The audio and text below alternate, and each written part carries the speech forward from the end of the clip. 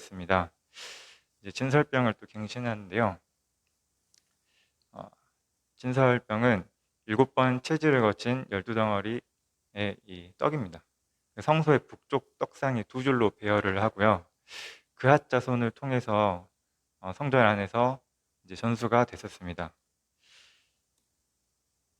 이 진설병을 말씀해 보시면 상위의 진설병을 두어 항상 내 앞에 있게 할지니라라는 하나님의 말씀이 있는데, 이 진설병을 일주일에 안식일 날 교대를 하는데요. 옛 반차에서 4명이 나오고 새 반차에서 4명이 나와서 잠깐의 텀이 있을 수는 있겠지만 진설병이 항상 이 떡상 위에 놓아지게 했습니다. 근데 그것을 안식일에 했다는 거죠. 안식일에 밀을 비워먹은 제자들, 이 말씀 잘 아실 텐데, 안식일에 이제 밀밭 사이로 지나가다가 예수님의 제자들이 그 밀을 비워먹게 돼요. 이제 이것 때문에 바리새인들의 손가락질을 어떻게 보면 당했는데, 이때 예수님께서 말씀하시기를 이 다윗의 예를 듭니다. 아비아달 대제사장 때 하나님의 전에 들어가서 제사장 위에 먹어서는 안 되는 이 진설병을 먹었던 다윗의 예를 들면서 안식일이 사람을 위하여 있는 것이요 사람이 안식일을 위하여 있는 것이 아니라고 하시면서 인자가 안식일의 주인이라는 것을 말씀하십니다. 이때 예수님 당시 안식일법에 대한 그 해석 차이가 좀 있었는데요. 힐레락팔하고 바벨론의 디아스포라 출신들, 이, 이 율법 정신이 훼손되지 않는 범위 내에서 탄력적이고 융통적인 해석을 보였던 이 학파가 있었고요. 샴마이 학파라고 이스라엘 본토 출신인데 율법 조항의 문자적인 해석을 중시하던 이 학파가 있었습니다. 이 갈릴리 지방은 샴마이 학파가 다수였고요. 이 밀을 비비는 그 행위에 대해서 샴마이 학파는 이게 바로 탈곡이니까 이게 일이 된다 이거예요. 그래서 안식일에 이렇게 그 탈곡을 하는 행위는 안식일을 이제 어기는 행위다라는 이런 해석을 보였던 것입니다. 그런데 왜 예수님은 진설병을 먹은 다윗의 예를 들었을까요? 이 두 학파의 의견이 일치가 되는 부분이 바로 생명을 살리는 일이었습니다. 다윗이 이 대제사장 아비아달을 찾은 날은 안식일이고요. 안식일에 성소에서 교체된 진설병은 성전 안에서 제사장들만 당일에 먹을 수 있었습니다. 이제 그때 다윗이 찾아왔던 거죠. 사울을 피해서 도망치던 다윗이 이제 그 제사장이 준 진설병을 이제 먹었던 것이고요. 근데 제사장만 먹을 수 있었던 이 진설병을 왜 다윗이 먹을 수 있었을까? 바로 이제 생명을 이제 그 이 총각을 다투는 이 위급함이 있었던 것이고요. 율법을 무시해도 된다는 것은 아니었습니다. 이제 그렇지만 율법은 어떤 그 의식 그 자체를 지키는 게 목적이 아니고 이 생명을 살리는 자비와 사랑이 중요하다는 것을 알 수 있습니다. 모든 피조물들의 소망인 성전의 안식일인데요. 말씀을 쭉 순서대로 한번 눈으로 읽어보시기 바랍니다.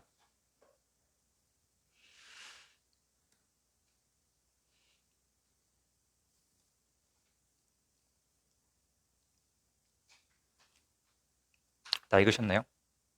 네.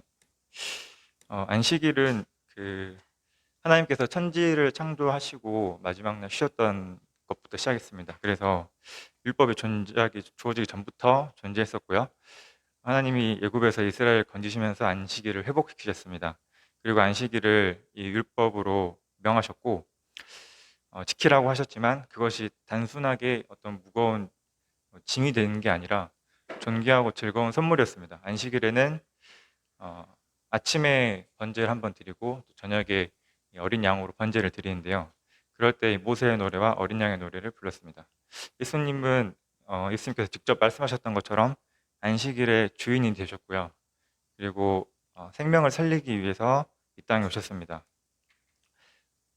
이 완전한 안식은 예수 그리스도께서 재림하시고 우리가 그 나라에 갈 때 완전한 안식을 얻을 수 있고요. 우리는 그날을 소망하면서 살아갈 수 있는 것 같습니다.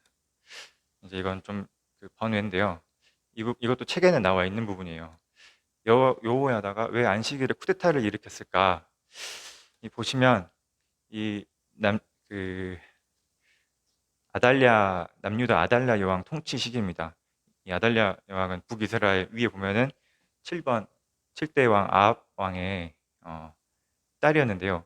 다윗의 후손을 다 멸절시키고 이때 혼자 살아남은 요아스가 이 여호야다의 보호 아래에서 성장을 했는데 이제 좀 이제 큰 거예요. 그래서 어, 언제 쿠데타를 일으켰냐면 아까 제가 설명을 드렸던 그 옛 반차와 새 반차가 교대하는 날인 바로 안식일에 쿠데타를 일으켰던 것입니다. 이때는 이제 진설병도 교체하고요. 충분한 숫자의 제사장들이 있었던 것이죠.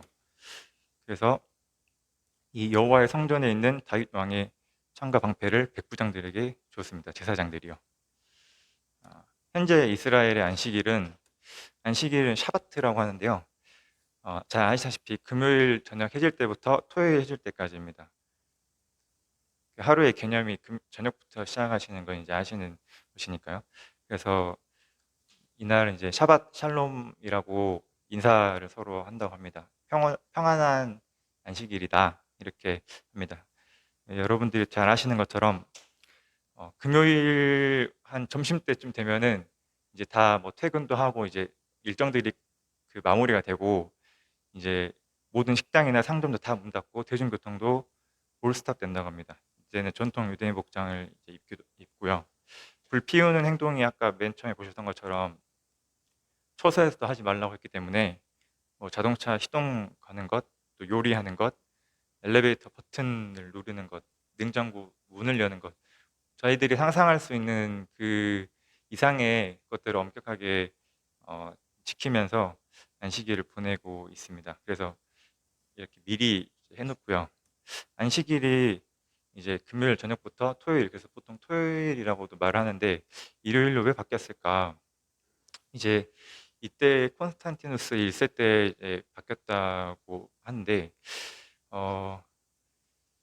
이 예수님께서 부활하신 게 안식일 그 다음 날 이어서 뭐 때문이다 뭐 이렇게 말을 하는데 이게 딱히 명백한 이유가 있는 것은 아닙니다. 대신에 이것을 이유로 안식일을 지금도 거룩하게 지켜야 된다고 이제 하는 데들이 있습니다. 대표적으로 안식일 교회와 하나님의 교회가 있는데요. 이제 이렇게 한번 쭉 보시면 되시는데 저번에 저희가 배웠던 대속죄일 1844년 이날을 재림의 날이라고 해서 시한부 종말론을 시작했던 안식일, 저는 이제 잘 몰랐었는데 보니까 미국에서 시작을 했더라고요.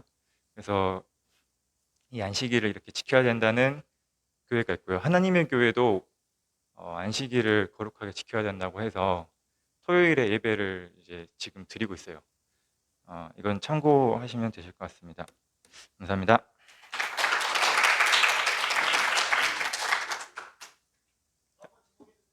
예, 현빈 형제님 있습니다.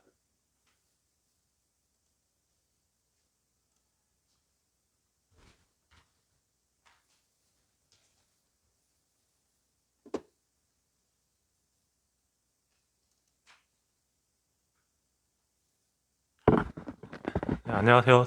성전의 역사를 맡은 이현빈 형제입니다. 네, 그래서 첫 번째 하려고 챕터 1 선택했는데 그래도 두 번째 하게 돼서 다행입니다. 네, 네, 주제 보시면 성전이 모리아산에 세워진 이유는 무엇일까? 약간 성전하고 모리아산 관련해서 이제 관한 내용을 다룰 겁니다. 네, 첫 번째, 성전산이 무슨 의미냐? 하나님의 임재를 상징하는 성전이 세워진 산을 의미합니다. 말 그대로 성전이 있는 산을 의미하는 단어고요. 또 이 성전산, 지금 이거는 이제 모리아산을 말하는 건데, 말은 산이라고 하지만, 약간 좀 이따가 제가 사진 보여드릴 건데, 주변 지형보다 약간 그냥 좀 턱이 있는 그런 약간 좀 언덕에 불과한 그런 모양입니다. 그리고 이제 이 곳에 이제 솔로몬 성전, 스르바벨 성전, 헤룹 성전이 세워졌고, 현재는 이제 황금돈 사원으로 불리는 이슬람 사원이 자리 잡고 있습니다. 이제 이곳은 이제 이스라엘과 팔레스타인 간의 평화 협상에서 가장 중요한 논쟁거리가 되고 있는 곳인데요. 이 부분에 대해서는 좀 더 뒷부분에서 다시 한번 자세히 설명드릴게요. 이렇게 보시면은 이게 지금 현재 있는 게 황금 돔 사원이고 보시면 약간 산 느낌은 아니죠. 약간 높은 언덕에 위치하고 있습니다. 이제 성전이 세워진 성전산에 얽힌 두 가지 역사적인 사건을 다룰 겁니다. 첫 번째가 솔로몬이 성전을 건축한 자리는 아브라함이 이삭을 번제로 바치려고 했던 모리아산이다. 유명한 일화죠. 아브라함이 이삭을 바치려고 했던 이야기가 이제 이 모리아산에서 이루어졌고, 두 번째는 솔로몬이 성전을 건축한 자리는 다윗이 여부스 사람 오르난으로부터 산 타작 마당으로서 다윗 때 이미 성전이 들어설 자비로 예비된 곳이다. 다윗 때 성전이 예비된 곳이라는 일단 키워드 알고 가시면 될 것 같습니다. 첫 번째 이제 아브라함과 순종과 성전의 관계. 이제 보시면은 이제 여호와께서 이르시되 내 아들 독자를 데리고 모리아 땅으로 가서 내가 내게 일러준 산 거기서 그를 번제로 드리라. 이 말씀이 나오고 또 이제 하나님께서는 이제 아브라함께 또 다른 말씀도 하셨죠. 이제 하나님의 약속의 말씀, 여호와의 말씀이 그에게 임하여 보시면은 하늘을 우러러 별을 셀 수 있나 보라. 또 그에게 이르시되 내 자손이 이와 같으리라. 약간 하나님께서는 이제 아브라함에게 좀 많은 자손을 주겠다고 약속하셨는데 하나밖에 없는 이제 이삭을 바치라고 하셔가지고 많이 고뇌를 하였을 겁니다. 이제 약간 대조되는 이제 그런 속에서 이제 아브라함은 고민을 많이 했을 것이고 이제 아브라함이 있는 브엘세바에서 예루살렘까지는 3일이 걸립니다. 이 3일 동안 아브라함은 이제 좀 고뇌도 많이 했을 거고 또 마음에 이제 좀 확신을 갖고 가지 않았을까 싶은데 그래서 이제 하지만 이제 번제로 바치려 했으나 이제 하나님께서 이제 사자를 보내서 대신 수풀에 걸린 순양을 바치게 하셨죠. 네. 그리고 첫째 이야기는 좀 간단하게 끝나고 이제 두 번째는 이제 왜 오르난의 타작 마당에 성전을 지으려고 했을까? 이제 이유는 이제 처음에 이제 다윗이 이제 통치하던 시기에 여러 이제 부하들의 이제 만류에도 불구하고 인구 조사를 강행했다가 하나님의 징계를 받아 역병이 돌아서 7만 명이 죽는 불행을 겪게 됩니다. 그 일로 이제 다윗은 선지자 갓의 충고를 쫓아 이제 오르난의 타작 마당을 사서 번제를 드렸습니다. 그때 이제 그러자 이제 놀랍게도 전국을 휩쓸던 역병이 멈추었고 그러한 역사적인 장소에 다윗은 성전을 짓고자 했고 그 임무를 완수한 사람이 솔로몬입니다. 이제 여기서 이제 성전의 역사가 나옵니다. 이제 1차 성전 시대 하면 이제 여부스 이제 가나안 땅을 다윗이 정복하죠. 다윗이 정복하고 나서 여부스 성을 다윗성이라는 이제 지금의 예루살렘으로 이제 이름을 바꿉니다. 그래서 다윗이 이제 그러면서 이제 법궤를 이제 예루살렘으로 옮기고 이제 그 예루살렘이 종교적 정치적 수도가 됩니다.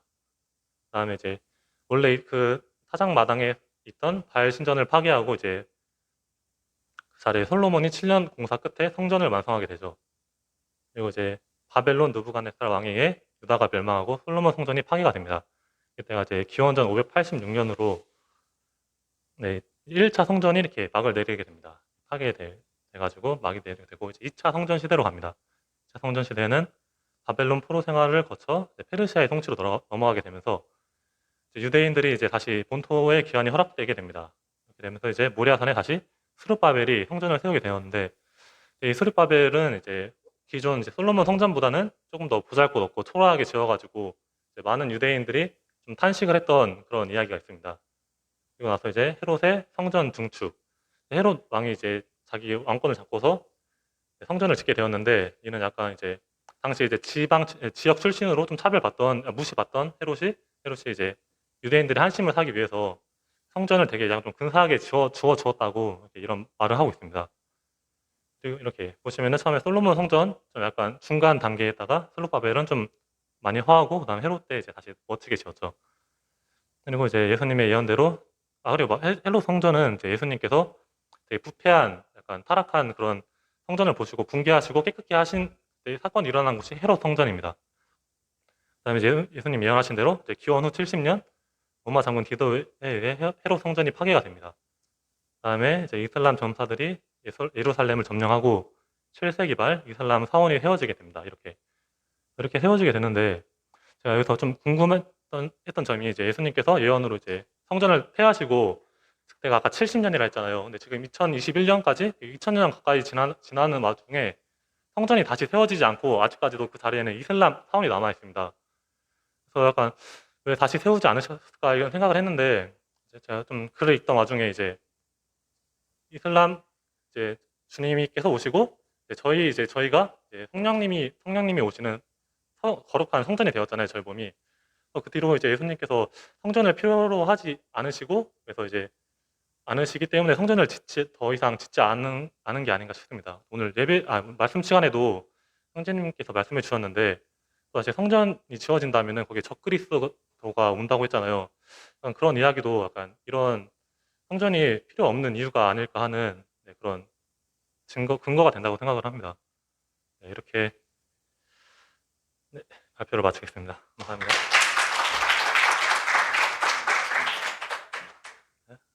전 2번 선택한 정은 자매님 지목하겠습니다.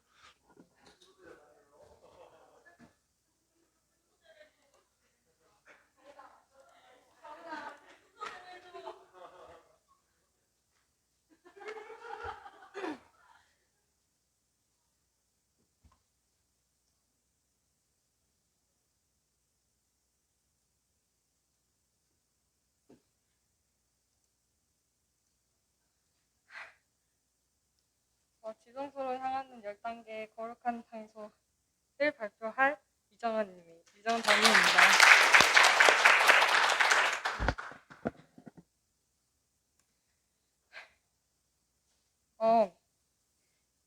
유대인들에게 성전이 있던 예루살렘은 전 세계의 중심이라고 하면서 이 옆에 세계의 중심은 이스라엘이다, 이스라엘 중심은 예루살렘이다, 이렇게 나와 있는 것 같이 표현을 했대요. 그리고 유대인들은 스스로를 세계 최고라고 으스대기를 좋아했다고 해요. 그리고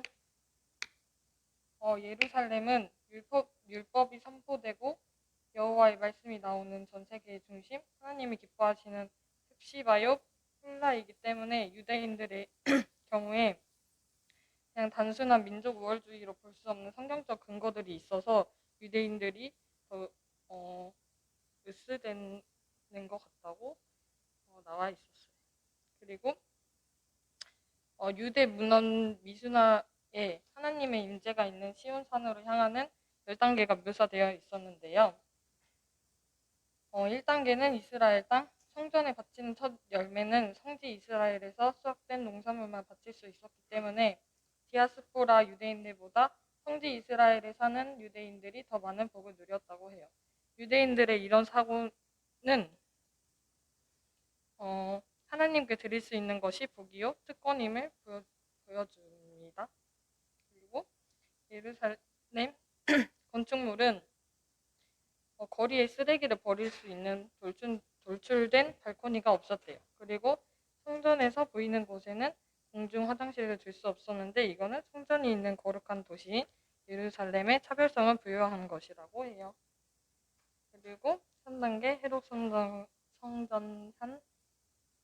헤롯 대왕이 마카베오 성전산을 서쪽, 남쪽, 북쪽으로 더욱 확장했는데 동쪽은 기드론 골짜기라고 불리는 깊은 계곡이 있었기 때문에 확장하지 못했다고 하고 헤롯은 성전을 증축함으로 유대인들의 환심을 사라고 했는데 유대인들은 헤롯이 확장시킨 헤롯 성전산을 원래 마카베오 성전산보다 덜 거룩한 곳으로 여겼대요.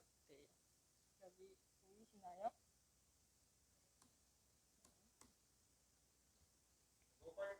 너무 빨리 지나갔어요. 여기, 네. 이렇게 크게. 그리고 4단계는 마카베오 성전산인데 성전을 더럽힌 시리아의 아티오코스 4세에 대항해서 일어난 최초의 종교 전쟁인 마카베오 전쟁으로 탄생한 성전산이라고 해요. 마카베오 왕조에서 만든 것이고 5단계는 이방인의 뜰이고 이방인의 출입이 가능한 뜰이고 이방인이 더 이상 들어갈 수 없는 곳에는 경고문이 쓰여 있다고 해요. 그리고 6단계 여인의 뜰은 남녀를 막론하고 모든 이스라엘 사람들이 들어갈 수 있는 뜰이고요. 이스라엘 여자들은 여인의 뜰을 넘어 더 이상 들어갈 수 없대요. 맞나요? 7단계는 이스라엘의 뜰이고 이스라엘 남자들만 들어갈 수 있는 뜰이고요. 8단계 제사장들의 뜰은 레위인인 제사장들만 들어갈 수 있는 뜰이고요. 9단계 성소 청소는 분향과 촛대를 손질하는 직무를 위해서 제비뽑기로 뽑힌 제사장들만 들어갈 수 있는 곳이고요. 10단계 지성소는 대제사장만 1년에 하루, 즉 대속죄일에 들어갈 수 있는 곳이라고 해요. 2번하고 1번 청소하고 지성소 그리고 이스라엘 뜰하고 제사장들의 뜰 보이시죠? 네. 그러면 그 다음은요. 뭐라고요? 너무 빨리 넘긴다고요? 어, 각 민족의 신전은 대체로 지역에서 가장 높은 곳에 지어졌는데 성전이 세워진 예루살렘의 모리아 산은 그리 높지 않았대요. 모리아 산보다 그 주변의 산들이 더 높았는데 주변에 더 높은 산들이 모리아 산을 병풍처럼 둘러싸고 있는 게 암탉이 그 새끼를 날개로 보호하는 것처럼 하나님의 완벽한 보호를 나타내는 곳으로 여겨졌다고 해요. 그리고 그런데 메시아가 강림하는 말일의 때 예루살렘 주변에 엄청난 지각 변동이 일어날 것이라고 하면서 주변 높은 산들이 낮아지고 시온산이 있는 예루살렘은 우뚝 솟게 될 것이고 그리고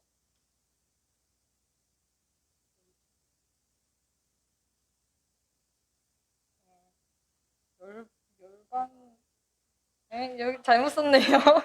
여기 보면은 그 시온 산으로 올라와 하나님을 예배할 것이라 죄송해요 잘못 썼어요. 그랬어요. 네, 넘어갈게요. 그리고요. 유대인들은 성전이 있는 시온산으로 갈 때 무조건 올라간다라고 말한대요. 현대 이스라엘은 2000년 동안 전 세계로 흩어졌던 디아스포라 유대인들이 이스라엘로 귀환하면서 건국되었는데 이스라엘로 돌아온 이민자들을 올림이라고 하는데 그게 올라온 사람들을 뜻하고요. 이스라엘 생활에 적응하지 못하고 돌아가는 사람들을 요르딤이라고 하는데 이 사람들은 내려가는 사람들을 뜻한다고 해요. 그리고 성전에 올라가면서 노래를 부르는데 성서시대 이스라엘 남자들은 성전에 세 차례 방문하는 것이 의무였대요. 그리고 갈릴리와 같은 북쪽에서 오는 순례자들은 여리고에서부터 예루살렘까지 올라가면서 성전에 올라가는 노래로 알려진 시편 120편부터 134편의 시편을 불렀대요. 그리고 너희는 일어나라 우리가 시온에 올라가서 우리 하나님께 여호와로 나아가자 이 것에서 시온에 올라가자라는 말을 들어도 이스라엘 사람들은 하나님의 임재가 있는 성전을 생각하면서 벅찬 감격과 흥분에 빠지곤 하였대요. 그리고 여리고에서 시편 120편을 시작으로 부르는 성전에 올라가는 노래는 예루살렘 성에 도착하면서 시편 122편 2절로 바뀌게 돼요. 밑에 나와 있는 거 보시면 돼요. 그리고 여리고에서 올라온 순례자들은 예루살렘 동쪽의 감람산 꼭대기에서 예루살렘을 조망하며 한숨을 돌렸다고 해요. 감람산에서 내려다 보이는 예루살렘은 실로 옹일조밀하고 빽빽한 도시였대요. 그리고 이방인의 뜰을 지나면서 시편 126편, 127편을 부르고 성전 안 여인의 뜰에서 마지막 장인 시편 134편을 부른대요. 최종 목적지인 성전 안의 뜰, 즉 여호와의 집을 찬송하면서 성전에 올라가는 노래는 마쳐진다고 해요. 감사합니다.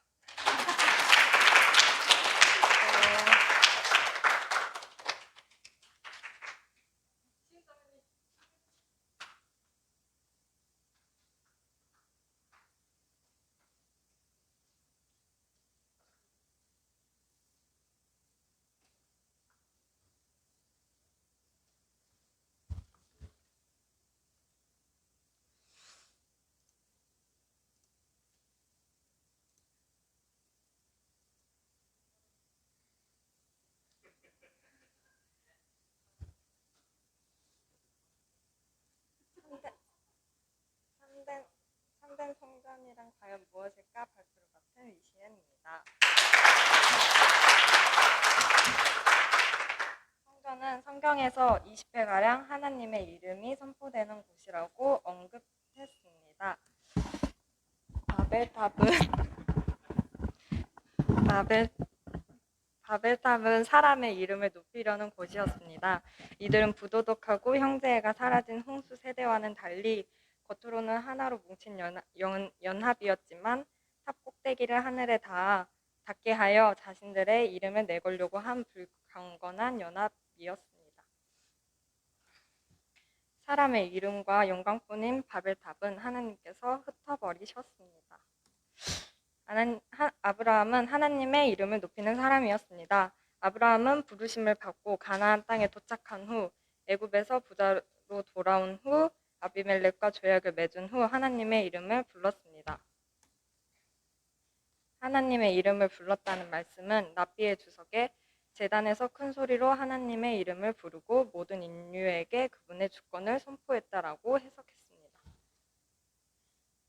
이렇게 하나님의 이름을 부른 아브라함에게 하나님은 자신의 이름이 선포되는 성전을 건축하기 위한 장기적인 계획 가운데 부르셨다고 합니다.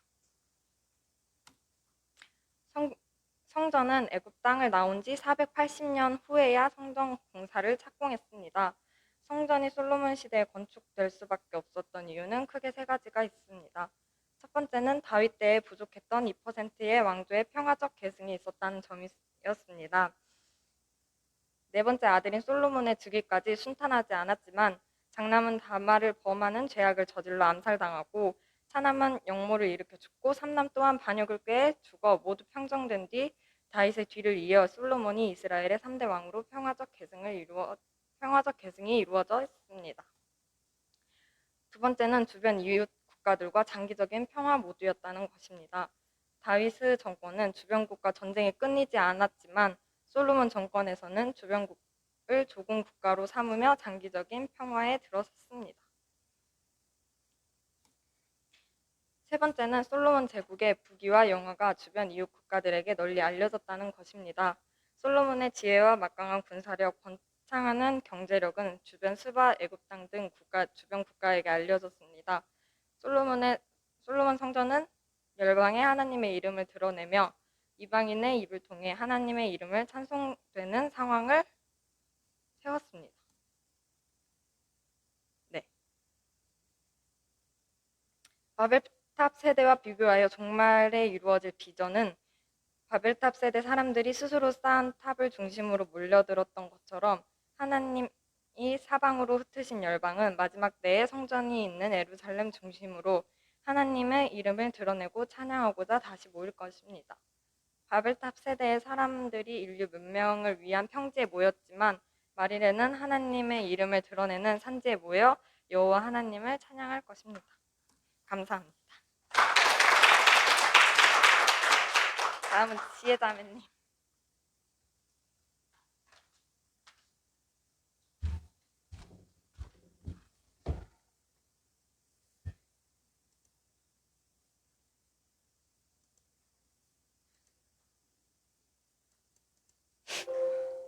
네?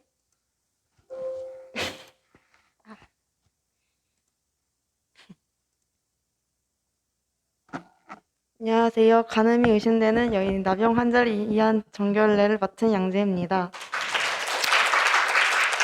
저희 발표 주제에 대한 에피소드가 있는데 청년 형제자매님들이 너무 빨리 주제를 선택하시는 거예요. 그래서 이번엔 내가 진짜 빨리 해야지 하고 PC 카톡까지 다 켜놨거든요. 근데 마지막에 골랐어요. 마지막에 골랐는데 생각보다 주제가 재밌더라고요. 정결례를 받은 대상 2명이 있는데 간음을 의심받은 여인과 나병 환자에 대해서 발표하도록 하겠습니다. 니카로르 게이트인데 게이츠라 적어서 게이트입니다. 여기는 이제 정결례를 하는 장소인데 여인의 뜰 서쪽에는 성전 안에 있는 그 게이트인데 거기 안에 들어가는 계단이 15개가 있어요. 근데 이 게이트를 열고 닫는 데만 남자 20명이 동원될 정도로 아주 무거웠다고 해요. 그래서 이 계단을 하나씩 올라갈 때마다 사람들이 이제 많이들 불렀던 시편 120편에서 134편의 그 시편을 불렀다고 해요. 그래서 이 게이트를 지나면 이스라엘 남자들만 들어갈 수 있는 이스라엘 뜰이 나오는데, 즉, 이 게이트는 이스라엘 여인들이 성전에서 들어갈 수 있는 마지막 경계인 셈이라고 합니다. 정결례는, 뭔가 전 처음에 되게 부정적인 단어인 줄 알았는데, 어, 그 간음을 의심받지만 구체적으로 증거가 없는 경우에 확실한 물증이 없는 그런 사람들을 함부로 간음죄로 고소하지 못하게 막고 사회적 약자들을 보호하고자 하는 율법이었다고 합니다.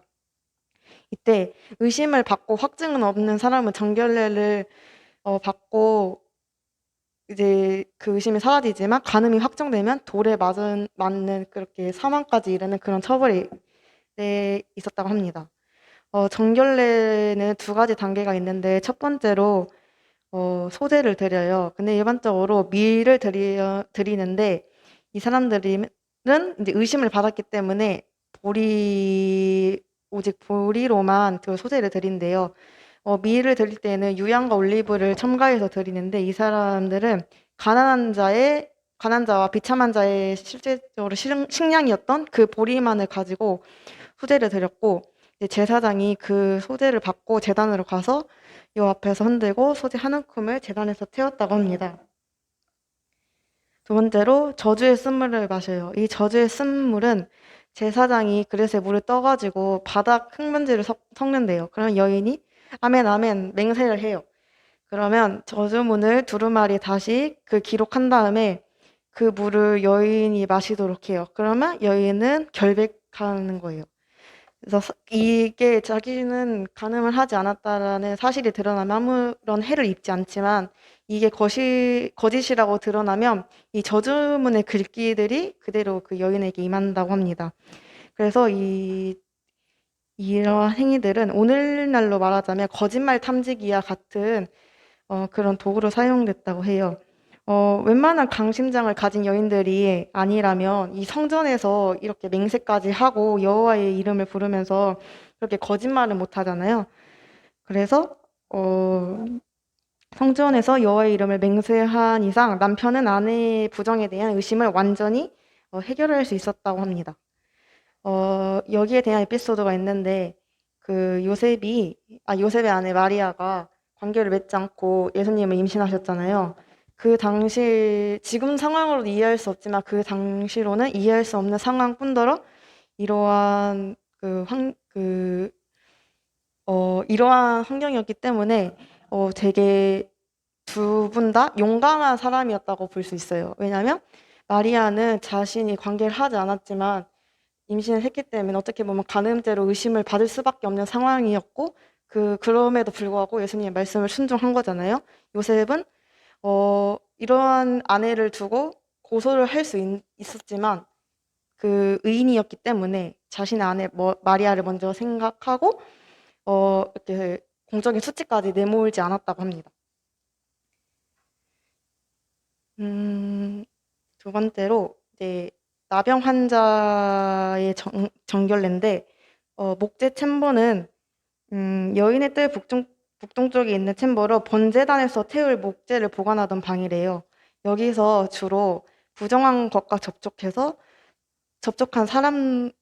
해서 자격이 박탈된 제사장들이 근무를 하였는데 주로 해충이 먹어서 번제단의 목재로 사용하지 못하는 그런 나무들을 분류하는 일을 했던 것이 목재 챔버라고 합니다. 그 다음으로는 나병 환자 챔버인데 나병과 나병 환자는 그 당시에 나병은 죄로 인한 죽음을 상징했고 나병 환자는 지금 코로나처럼 코로나 걸리면 자가격리해야 되잖아요. 그런 것처럼 이 사람이 그 공동체에서 완전히 벗어나서 지정된 구역에서만 살 수 있었어요. 근데 이 챔버는 그런 나병이 낫고 다시 사회로 나가기 위한 사람들을 돕는 장소였다고 합니다. 그리고 예수님은 그렇게 나병 환자들이 자가격리해서 살기 때문에 예수님은 온 소식을 들어도 예수님을 볼 수가 없고 가까이 갈 수 없었어요. 근데 그러한 사실은 예수님이 아셨기 때문에 일부러 그런 사회적 약자들, 나병 환자들이나 세리 이러한 사회적 약자들에게 일부러 다가가서 집중적으로 신방을 하셨다고 합니다. 이 정결례도 두 가지 방법이 있어요. 제사장이 밖에서 성 밖에서 검사를 해요. 코로나 검사처럼 검사하는데 정해진 시간이 있어요. 아침 9시부터 12시, 오후 1시부터 3시. 그 대신 이른 아침이나 저녁, 구름이 낀 날은 검사를 하지 못하고 이 나병 완치 사실이 확인되면 또 이제 의식을 행하는데 어떻게 하느냐? 흐르는 물을 지그릇에 떠서 새 한 마리를 잡아서 피를 떨어뜨려요. 그러면 두 마리를 잡는데 그 다른 한 마리를 백향목, 오슬초, 홍색실에 묶어 그 완치된 나병 환자의 이마나 손등에 7번 뿌려서 깨끗하다고 한 후 새들을 놓아줬다고 합니다. 그 새 두 마리도 그 사용되는 규정이 있거든요. 근데 오직 참새 두 마리만 되고 같은 색, 같은 크기, 같은 날에 구입해야 돼요.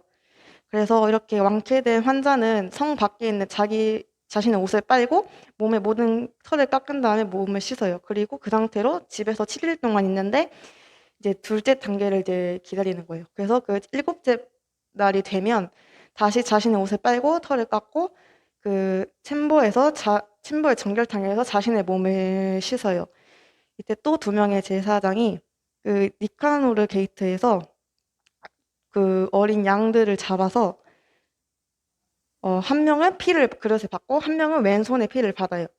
그래서 그 그릇에 피를 받은 제사장이 번제단 위에 붓고 왼손에 피를 받은 사람은 그 대기 중에 있는 나병 환자에게 향합니다. 그래서 오른손가락으로 피를 찍어서 오른쪽 귀, 오른쪽 엄지손가락, 오른쪽 엄지발가락에 바르면 이제 이 사람이 성전에서 나갈 준비를 할 수 있는 게 됩니다. 이상으로 발표 마치겠습니다.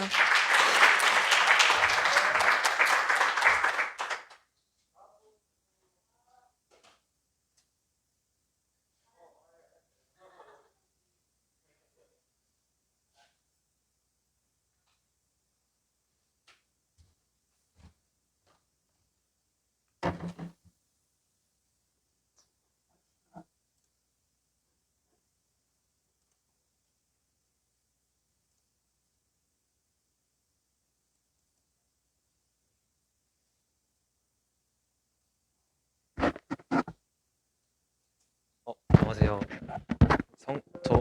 저는 성전에서는 어떤 악기를 사용했을까라는 주제로 발표하도록 하겠습니다.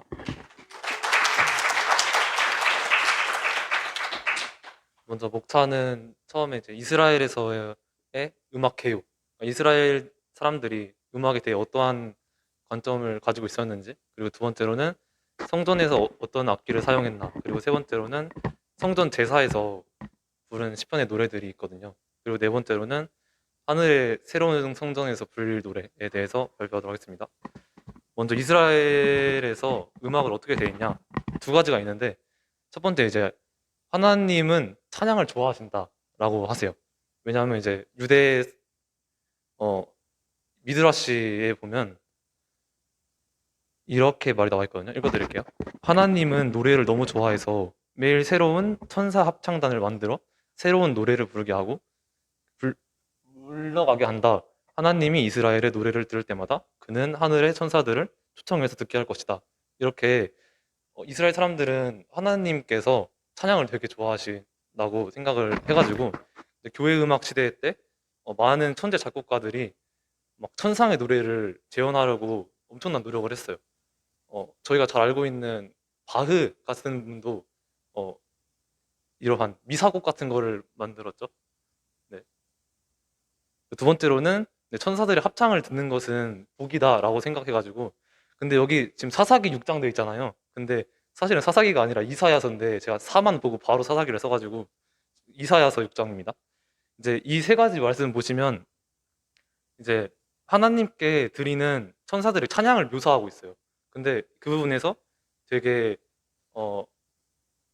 그 이제 이 천사들의 합창을 이제 묘사를 하시는데, 이게 듣는 것이 되게 복이고 선택받은 소수의 사람들만 이것을 들을 수 있다라고 생각해가지고 생각했습니다.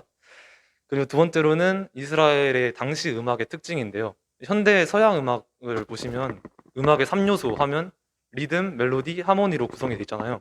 이제 고대 때는 이제 하모니가 좀 약하고 단순한 멜로디 그리고 반복되는 리듬으로 이제 구성이 됐습니다. 제 생각으로는 그러니까 뭐 할렐루야라고 한다면 뭐 할렐루야가 아니라 할렐루야 이런 식으로 말하지 않았을까. 근데 그리고 이런 식으로 구성되어 있는 음악이면 이 음악의 특징은 듣는 사람을 쉽게 무아지경에 빠지게 한다고 합니다. 그리고 이제 성전에서 사용된 악기를 설명드리도록 하겠습니다. 그 이제 미드라시에 보면 어 이제 60가지 이상의 악기가 사용됐다고 하는데 실제 성경에서는 15개 정도 악기가 나왔고 모세오경에서는 5개밖에 악기가 안 나올 정도로 성경에서는 악기의 비중이 그렇게 크지 않은데 먼저 몇 개만 소개해 드릴게요. 첫 번째로는 이제 심벌즈라고 해가지고 심벌즈는 이제 레위 찬양대가 성전 음악 안에서 사용되는 게 아니라 그냥 신호예요. 이걸 심벌즈를 딱 치면 신호 이제 음악이 시작한다. 이렇게 신호로 사용되어 가지고 이거를 비유를 들어서 음악 안에서 사용되는 찬양에 사용되는 게 아니라 그냥 신호로 사용됐잖아요. 그래서 바울이 이제 울리는 심벌즈 같은 고린도 그 교회 성도들에게 이렇게 말을 했어요. 고린도전서 13장 1절에 보시면 내가 사람의 방언과 천사의 말을 할지라도 사랑이 없으면 소리나는 구리와 꽹과리가 되고 이렇게 말씀하셨거든요. 근데 이 의미가 이제 심벌지 같은 경우에는 그냥 음악의 시작을 알리는 신호였기 때문에 사랑이 없는 특징 이런 거를 비유로 들었습니다. 두 번째로는 수금과 비파 많이 들어보셨을 텐데요. 그 그림 보이세요? 왼쪽이 수금이고 오른쪽이 비파거든요. 근데 이제 비파는 많이 사용이 안 돼서 2개에서 6개 정도 사용했고 수금은 최소 9개 이상 그리고 가능한 한 많이 사용했다고 합니다. 이제 비파는 오늘날의 바이올린과 같은 역할을 해가지고 이제 찬양대 음악에서 솔로 악기로 연주를 했다고 합니다. 그리고 세 번째로는 은나팔과 쇼파르인데요. 쇼파르는 순양의 뿔로 만든 양각 나팔로 이렇게 생겼어요. 오른쪽에 있는 사진처럼. 그리고 은나팔과 다르게 쇼파르는 소리가 굉장히 크거든요. 옛날에 영화 중에 로마를 배경으로 한 영화 보시면 막 전쟁할 때 이런 호각을 막 뿌 불면 막 전쟁하고 그러잖아요. 약간 그런 느낌으로 있는데 이제 이것의 특징이 있어요. 나팔절과 대속제에서 둘의 이렇게 사용 개수가 다르거든요. 나팔절에는 쇼파르를 하나만 가운데 사용을 하고 양쪽에서 은나팔 두 명이 불어요. 근데 대속제일 때는 은나팔이 가운데에 있고 양쪽에서 쇼파르 2개를 합니다. 근데 이 이유가 뭐냐면 대속제일 때는 이제 쇼파르가 소리가 더 크다 했잖아요. 크고 멀리까지 들린다 했잖아요. 여기 보시면. 그래가지고 대속제일 때는 온 백성들의 회개를 널리 알린다라는 의미로 쇼파르를 이렇게 2개를 사용했다고 합니다. 네. 이제 성전 제사를 통해서 제사장들은 하루에 7번 은나팔을 불었는데 이제 첫 번째는 아까 니카노르 게이트가 열릴 때 해가 뜬 다음에 니카노르 게이트 열릴 때 한 번 하고요. 그리고 6번은 이제 아침 번제 때 3번 그리고 저녁 번제 때 3번 이렇게 불게 됩니다. 그리고 그 다음 악기는 플루트인데 이거는 굉장히 안 나와요. 그래서 찾기가 힘들었는데 처음에는 이 플루트 피리를 갈대를 둥글게 말아서 부는 약간 풀피리 같은 느낌이었는데 이후에는 이제 금속 피리로 만들었다고 합니다. 성전에서는 12절기에만 연주된 특별한 악기였고 순례자들이 여리고에서 부르는 성전으로 올라가는 노래를 부를 때 연주됐다고 합니다. 그리고 이제 플루트에는 특징이 있는데 예수님 당시 때는 결혼식과 장례식 같은 행사에서 플루트를 불렀어요. 그래가지고 저 마태복음 보시면 관리의 집에 가서 피리 부는 자들과 떠드는 무리를 보시고 이 말씀이 그 야이로의 딸이 죽었다고 생각해서 피리를 막 불고 있었던 장면인데 그래서 피리 부니까 사람들은 아 장례식 하는구나 하셨는데 이제 예수님은 거기 가셔가지고 살리셨잖아요. 이 피리 부는 의미가 장례식 때문에 했다고 이렇게 인식하시면 됩니다. 네. 그리고 당시 장례식에서는 플루트의 법규가 있었는데 아무리 가난한 사람도 자기 아내를 위해서 장례를 할 때는 2명 이상의 플루트를 부는 사람을 구해야 됐다고 합니다. 그리고 성전 제사 아까 쇼파르를 부르는 6번, 아침 번제 때 3번, 저녁 번제 때 3번 한다 했잖아요. 그때 시편의 노래를 부르거든요. 근데 이제 날짜별로 또 시편에 어떤 시편을 부르는지에 그게 다 달라요. 첫째 날인 일요일 날에는 시편 이제 24편을 부르는데 이제 이게 하나님의 그 창조하신 순서에 따라서 찬양을 하더라고요. 그래가지고 일요일 날 첫째 날은 창조를 통해 우주적인 통치를 시작하신 하나님을 찬양했습니다. 그리고 두 번째로는 궁창을 통해 창조하신 창조물을 나눈 것을 찬양했고요. 네, 시편 48편 읽을 시간 드릴게요. 네. 세 번째로는 시편 82편으로 땅이 드러나고 그 위에 서서 열방을 심판하시는 하나님을 찬양했습니다. 네. 네 번째로는 이제 수요일이잖아요. 수요일에는 시편 94편으로 해와 달과 별들을 만드신 하나님을 노래하고 이런 피조물들을 경배하는 자들을 향한 하나님의 진노를 기록했다고 합니다. 네. 그 다섯째 날은 시편 81편으로 다양한 피조물로 인해 하나님을 찬양했다고 합니다. 피조물을 만드신 하나님을 찬양했고요. 그리고 여섯째 날은 93편으로 창조를 마치신 하나님을 찬양했습니다. 그리고 마지막인 토요일 안식일은 시편 92편으로 안식 기념 찬송시를 불렀다고 합니다. 마지막으로 이제 이거는 하늘의 새로운 성전에 불릴 노래라고 해가지고 계시록 말씀이 또 이렇게 있어요. 이제 이 말씀을 통해서 뭐라고 해야 되지? 그 하늘이 나중에 하늘에 올라갔을 때 불리는 노래는 어떠한 노래보다 더 아름다울 것이라고 이렇게 저자는 말씀하시더라고요. 네, 그 말씀, 그 노래를 그 뭐냐 뭐라고 해야 되지? 그 노래를 그 기다린다 했나? 어쨌든 네 기대하겠습니다. 네 이상입니다.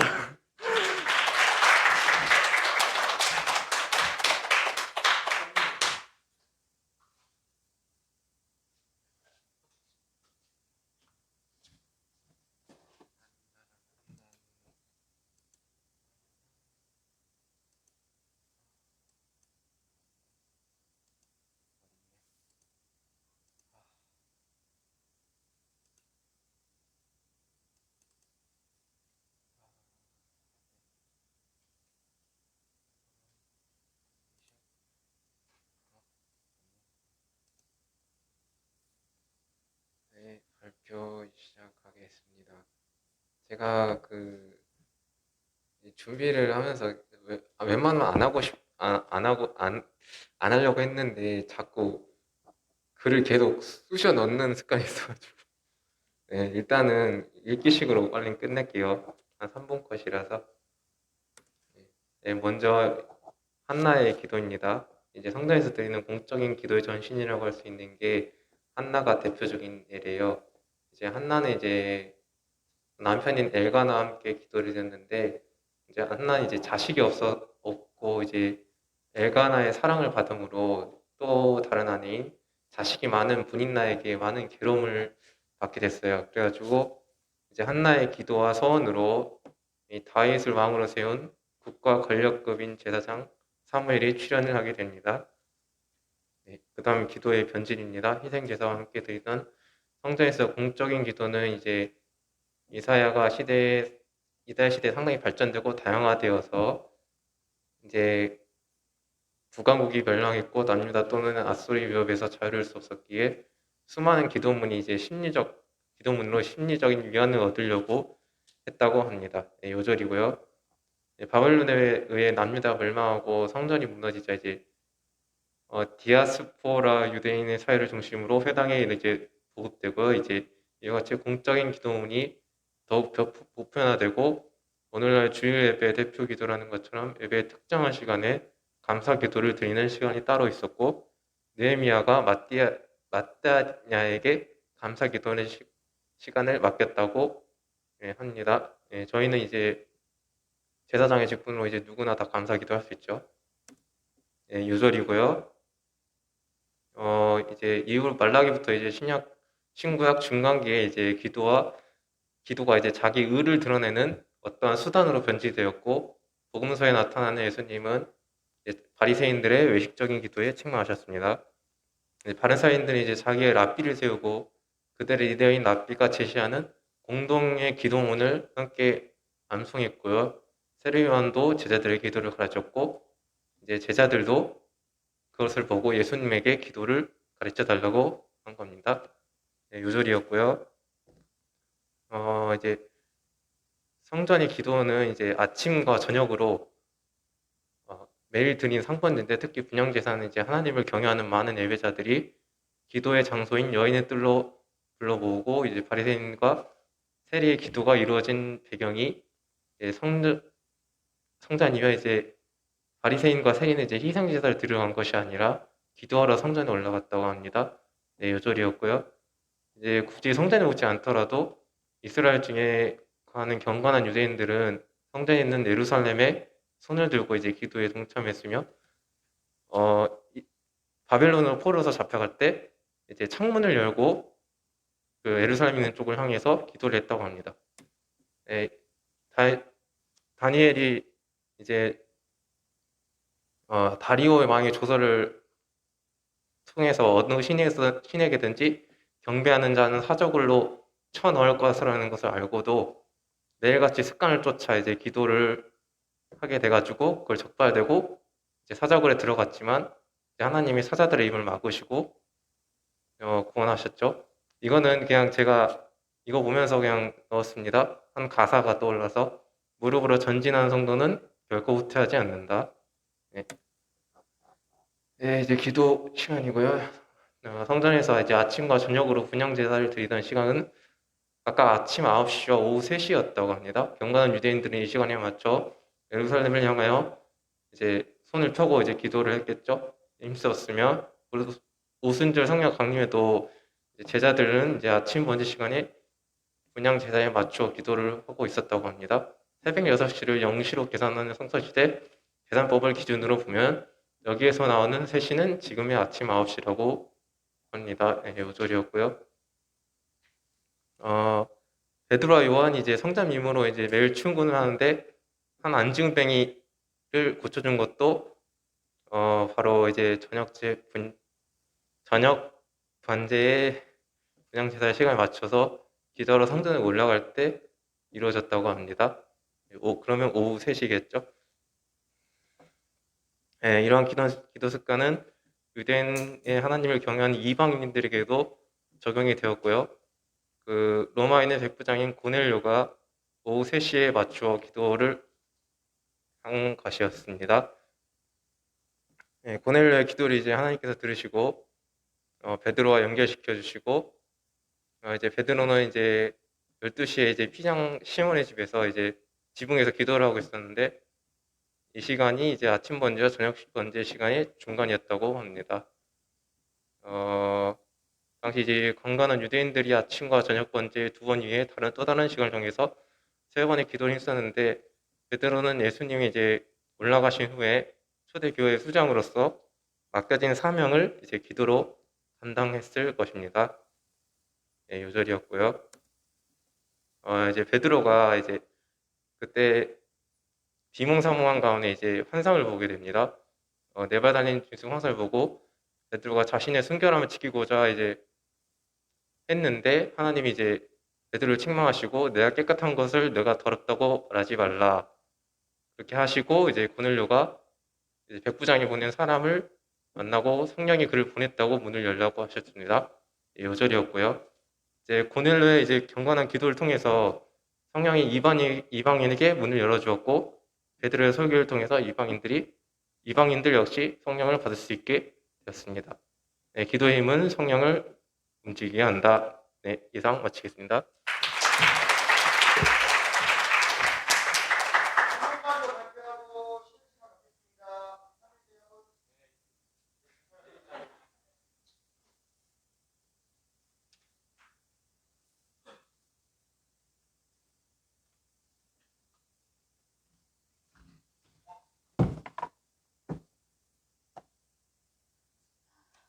잠시만요.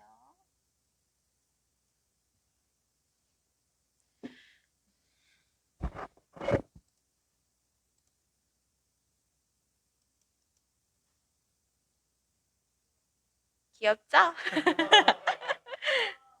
와, 제가 일일이 땄어요. 네, 저는 안나스의 상점과 솔로몬의 행각과 왕의 행각을 발표하게 된 양예림입니다. 먼저 안나스의 상점에 대해서 발표를 시작하도록 할게요. 목차는 처음은 안나스의 상점의 위치, 어디에 위치해 있는지 알아볼 거고, 또 상점에서 무엇을 파는지 알아야 되잖아요. 무엇을 파는지 알아본 다음에 그 상점을 운영하는 사람, 그리고 대제사장의 직무에 대해서 살펴보도록 하겠습니다. 안나스의 상점의 위치에 대해서 먼저 살펴보도록 하겠습니다. 생각 열기 먼저 할 건데, 이 말씀을 보면요. 성전 안에서 매매하는 사람들이 있었고, 돈 바꾸는 사람들이 있었고, 비둘기를 파는 사람들이 있었잖아요. 매매의 뜻이 뭐죠? 그쵸? 똑똑하시네요. 매매는 물건을 사고 판다는 뜻이에요. 즉, 성전 안에서 물건을 사고 파는 공간인 상점이 존재를 했다는 건데, 그게 바로 안나스의 상점입니다. 그 안나스의 상점을 가는 법은 처음에 정은자매님이 설명 잘 해주셨죠. 더블 게이트를 통해서 들어가면 왕의 행각이 나와요. 그 왕의 행각 지하 통로를 통해서 성전 뜰 밖으로 나오면 해록 성정산에 이 상점이 위치해 있습니다. 근데 성전 뜰에서 물건을 사고 파는 상행위는 명백하게 금지가 되어 있잖아요. 근데 이게 어떻게 가능했을까요? 아까 정은 자매님인가? 현빈 자매님이 현빈 형제님 그럴 수 있죠. 잠 깨라고. 현민 형제님이 설명해 주신 대로 그 헤롯 성전사는 헤롯이 증축을 했잖아요. 근데 헤롯이 증축한 그 헤롯 성전사는 유대인들이 별로 안 좋아했어요. 환심을 사려고 증축을 한 건데 덜 거룩하게 여겼고 덜 신성시 여겼기 때문에 이곳에 상점을 차릴 수 있었고 또 그렇기 때문에 명백히 따지면 모세 율법을 어긴 게 아닌 게 됐습니다. 이 상점에서 파는 것을 알아볼 텐데요. 이거 오타인데 상점에서 파는 것은 성전 제사에 필요한 모든 물건을 팔았어요. 그리고 성전세를 내야 되잖아요. 그 반세계를 환전해 주는 곳이기도 했습니다. 근데 이것만 생각하면 괜찮은 것 같아요. 급한 사람들은 그냥 가서 살 수도 있잖아요. 근데 엄청난 문제가 있어요. 상점에서 구입한 물건으로만 성전 제사에 적합하다고 한 거예요. 그러니까 말이 안 되죠. 그 많은 사람들이 성전에 제사를 드려야 되는데 여기서만 사야만 한다는 것은 엄청나게 폭리를 취하는 짓이었다고 합니다. 이 말도 안 되는 상점을 운영하는 운영자는 과연 누구였을까요? 그 이름처럼 안나스 가문이었습니다. 안나스 가문은 친로마파였는데 친일파라고 생각하시면 이해가 빠르겠죠? 근데 이 사람 대제사장인 이 안나스 가문이 친로마파라는 증거는 일단 상점에서 구입한 물건으로만 제사가 가능하다는 것 자체가 말이 안 돼요. 이는 로마 총독과 결탁하지 않으면 불가능한 것이었고요. 이제 뇌물 저공으로 대제사장직을 얻었고 그 지위를 유지하는 것도 로마와 결탁해서 가능했다고 합니다. 증거 2는 대제사장복을 로마가 관리를 했어요. 이 말은 무슨 말이겠어요? 대제사장복을 로마가 관리를 했다는 것은 그 대제사장이라는 지위가 로마의 수하 아래에 있다는 거잖아요. 그리고 로마가 그 사람 대제사장에 들어갈 사람을 직접 뽑을 수 있다는 거고 자를 수도 있다는 거겠죠. 근데 예수님 시대에 가야바가 대제사장으로 있었잖아요. 근데 그 역대 대제사장들 중에서 가야바의 임기가 제일 엄청나게 길어요. 근데 이 긴 거는 원래 문제가 안 돼요. 왜냐면 대제사장은 원래 종신직이거든요. 근데 종신직의 뜻은 죽을 때까지 섬기는 거예요. 근데 이 시기에는 부정부패 때문에 엄청나게 빠르게 바뀌었단 말이에요. 1년도 못 채운 사람들도 있었는데 가야바의 임기가 엄청나게 길다는 것은 로마와 결탁을 했고 친로마파라는 증거가 되는 거죠. 이 시대 사람들의 인식은 그래서 제사장 그룹은 친로마파다 이런 인식이 있었다고 합니다. 이해가 되십니까? 네. 대제사장에 대해서 그럼 알아볼 텐데요. 아까 말씀드렸다시피 종신직과 세습직이에요. 종신직은 죽을 때까지 섬겨야 되는 거고 세습직은 자손에게 물려주는 거예요. 그러니까 약간 그런 거죠. 근데 솔로몬 성전에서부터 1차 성전 시대는 이거 연도를 알아봤는데 한 380년 정도 돼요. 이때 18명의 대제사장들이 존재를 했어요. 이때 시대에 말씀을 보면 강건하면 80이라 했잖아요. 80까지 살았다 치고 이땐 좀 빨리 결혼했으니까 80세쯤 돌아가실 때 자식의 나이가 한 5, 60 된다고 쳤을 때 임기가 한 2, 30 되겠죠? 그러면 18명이 딱 맞아요. 근데 이제 바벨론 기한에서 2차 성전 시대는 468년인데 이때는 85명이나 돼요. 말이 안 되죠. 이는 이제 말씀을 보면 알 수 있는데 원래 대제사장은 딱 동시대에 한 명만 존재할 수가 있어요. 근데 말씀을 봐도 예수님 시대 때 안나스와 가야바가 대제사장으로 있다고 하잖아요. 이게 말이 안 돼요. 동시대에 두 명이 존재하죠. 또 신약에 보면은 총 64의 대제사장들이라는 표현이 나와요. 이는 계속 동시대에 한 명이 아닌 두 명 이상의 대제사장이 존재했다는 것을 의미를 하고 예수님 시대에 직분이 얼마나 타락을 했는지 의미를 하는 것입니다. 자, 이 다음은 솔로몬의 행각과 왕의 행각에 대해서 알아보도록 할게요. 솔로몬의 행각의 위치, 용도, 왕의 행각의 위치, 의미, 공통점과 차이점에 대해서 알아보도록 하겠습니다. 솔로몬의 행각은 동쪽에 위치를 해요. 그리고 왕의 행각보다 거룩하게 여깁니다. 아까 말했다시피 헤롯의 손길이 전혀 닿지 않은 곳이기 때문에 그랬고요. 솔로몬의 행각이라고 해서 솔로몬이 지은 거 아니에요. 이 책의 저자는 최고의 황금기를 의미해서 그때 이름을 그렇게 지었다고 합니다. 그리고 용도는요. 이런 그림 보신 적 있으시죠? 근데 이 사진은 왕의 행각 사진인데 사진을 못 찾아가 해가지고 기둥과 지붕이 있어요. 지금 저희로 치면 약간 쉼터 같은 느낌이죠. 약간 이런 곳입니다. 시원한 그늘을 제공합니다. 그리고 토라 강론의 장소로 썼어요. 주니어 랍비들을 훈육하고 또 가르치는 장소였다고 합니다. 그래서 예수님을 찾은 곳이 아기 예수님이 소년 예수님을 찾은 곳이 아마 이곳이 아닐까 하고 또 예수님과 초기 그리스도인들의 아지트가 되기도 했습니다. 그리고 왕의 행각에 대해서 알아보도록 할게요. 왕의 행각은 또 전과 마찬가지로 왕과 무관해요. 근데 조금 웅장하다? 약간 그런 느낌으로 해서 왕의 행각이라고 불렸고 또 포럼으로 운영이 됐는데 포럼이란 로마식 도시의 특징이에요. 포럼은 만남의 광장이기도 하고요. 로마 시민 위주로 모였고 또 대화와 비즈니스를 하던 공간이었습니다. 왕의 행각은 헤롯이 증축했기 때문에 이방화된 친로마파 사람들이 모였어요. 그리고 상점이 존재를 했는데 헷갈리는 사람들이 있대요. 예수님이 정한 상점은 아니에요. 왜냐하면 주로 채권과 채무와 환전과 그런 것을 담당했기 때문에 아까 말씀을 보면 막 비둘기를 엎었고 막 그런 말씀이 나오잖아요. 그렇기 때문에 이 상점은 아닙니다. 공통점과 차이점에 대해서 알아보도록 할게요.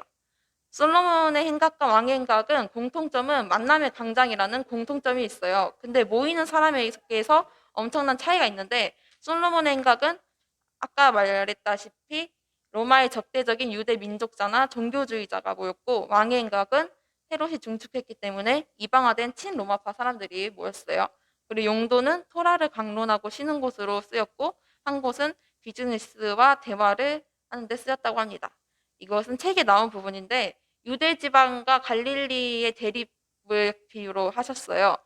갈릴리도 이방의 갈릴리라고 해가지고 되게 배척을 받고 유대 지방과 대립이 있었잖아요. 근데 마카베오 왕조 알렉산더 얀네우스라는 사람이 이때 유대 지방에서 갈릴리로 강제 이주 정책을 펼쳐요. 근데 이제 제가 이걸 어떤 청년에게 보여줬는데 이해가 잘 안 된다. 왜 강제 이주를 했냐? 이렇게 해서 약간 덧붙여서 설명하자면 우리나라 예전에 세종대왕이 여진족을 정벌하고 나서 사군육진이라는 곳에서 점령하잖아요. 근데 계속 그 땅이 동동 떠 있어요. 저희 땅이 아닌 거예요. 사람이 안 사니까.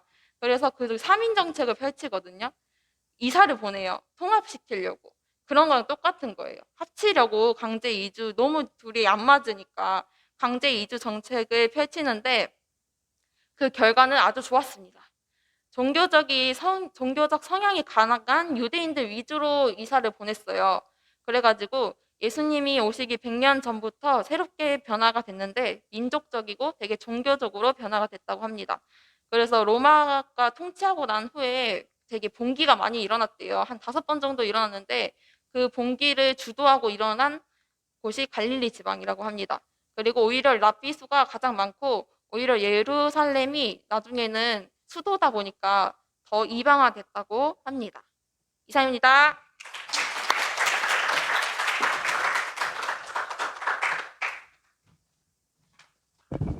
네, 사군육진의 3인 정책까지 너무 이해가 잘 됐습니다. 안 그러신가요? 네, 확실히 제가 안 끼어드니까 페이스가 빠르네요. 지금 4시 28분인데 4시 40분까지 다시 모이셔서 2부.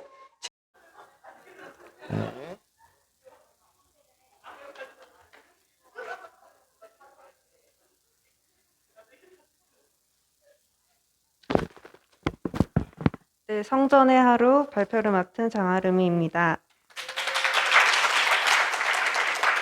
성전은 매일 상번제로 아침 번제와 저녁 번제를 드리게 되는데요. 여기 제사장들은 본부 챔퍼에서 잠을 잡니다. 불침번에 제사장이 깨워 본부 챔프 지하의 정결탕에 씻은 후 횃불을 들고 제사장들에 모입니다. 그리고 제사장들이 가장 좋아하는 직분 그리고 사모하는 직분이 분향을 하는 직분인데요. 모두 다 하고 싶어 하는 거니까 분향을 다 하고 싶어 할 거 아니에요. 그래서 4번의 제비뽑기를 뽑아서 성전 직무를 골고루 나눌 수 있도록 다듬이돌 챔프에서 모여서 제비뽑기를 합니다. 첫 번째 제비뽑기를 하는 사람은 제단의 청소와 제단의 불을 준비하는데요. 뽑기에 걸린 사람은 즉시 밖으로 나가 물두덩이에 손발을 씻고 전날에 번제를 드린 남은 재를 모아서 재 버리는 구멍에 버립니다. 그리고 여인의 뜰에 있는 목재 챔프에 가서 벌레 먹지 않고 흠없는 목재를 받아 번제단 위에 올려놓습니다. 두 번째 제비뽑기를 뽑는 사람은 번제단에 재물을 올리고 성소의 분향단에 촛대를 손질합니다. 이 두 번째 제비뽑기에 걸린 사람은 12명의 제사장을 모아 직무를 감당하는데요. 반차 제사장 대표가 즉시 성전 꼭대기에 사람을 보내 제물을 잡을 시간을 확인합니다. 이거는 해가 진 후와 해가 뜨기 전에 제물을 바칠 수가 없어서 성전 꼭대기에 올라간 제사장이 아침이 이미 밝았다 선포를 하면 제사장 대표가 하늘이 헤브론까지 밝았는가? 라고 물어보면 그렇다 신호와 함께 양 챔프에서 아침 번제에 도살할 양을 끌고 나와 다른 제사장들은 93개의 성전 기명을 가지고 나옵니다. 그리고 성소 현관에 가서 북쪽의 작은 문을 열고 들어가 성소 문을 열고 니카노르 게이트에 열립니다. 이를 알리는 은나팔이 울리면 촛대와 분향단을 손질하러 성소에 들어가 아침 번제로 바칠 양을 도살합니다. 양피가 번제단에 뿌려질 때 촛대 7개 중 5개를 손질하는데요. 촛대에 심지를 갈고 기름을 채웁니다. 도살한 양은 6명의 제사장이 제사장 위에 올라가서 제물에 소금을 뿌리고 3명의 다른 제사장들은 대제사장을 위해 매일 드리는 소제와 관제를 가지고 번제단에 올라갑니다.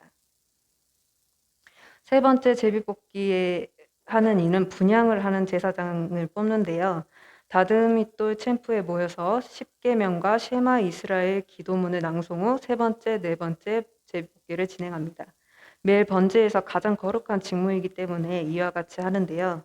분향을 위한 제비뽑기는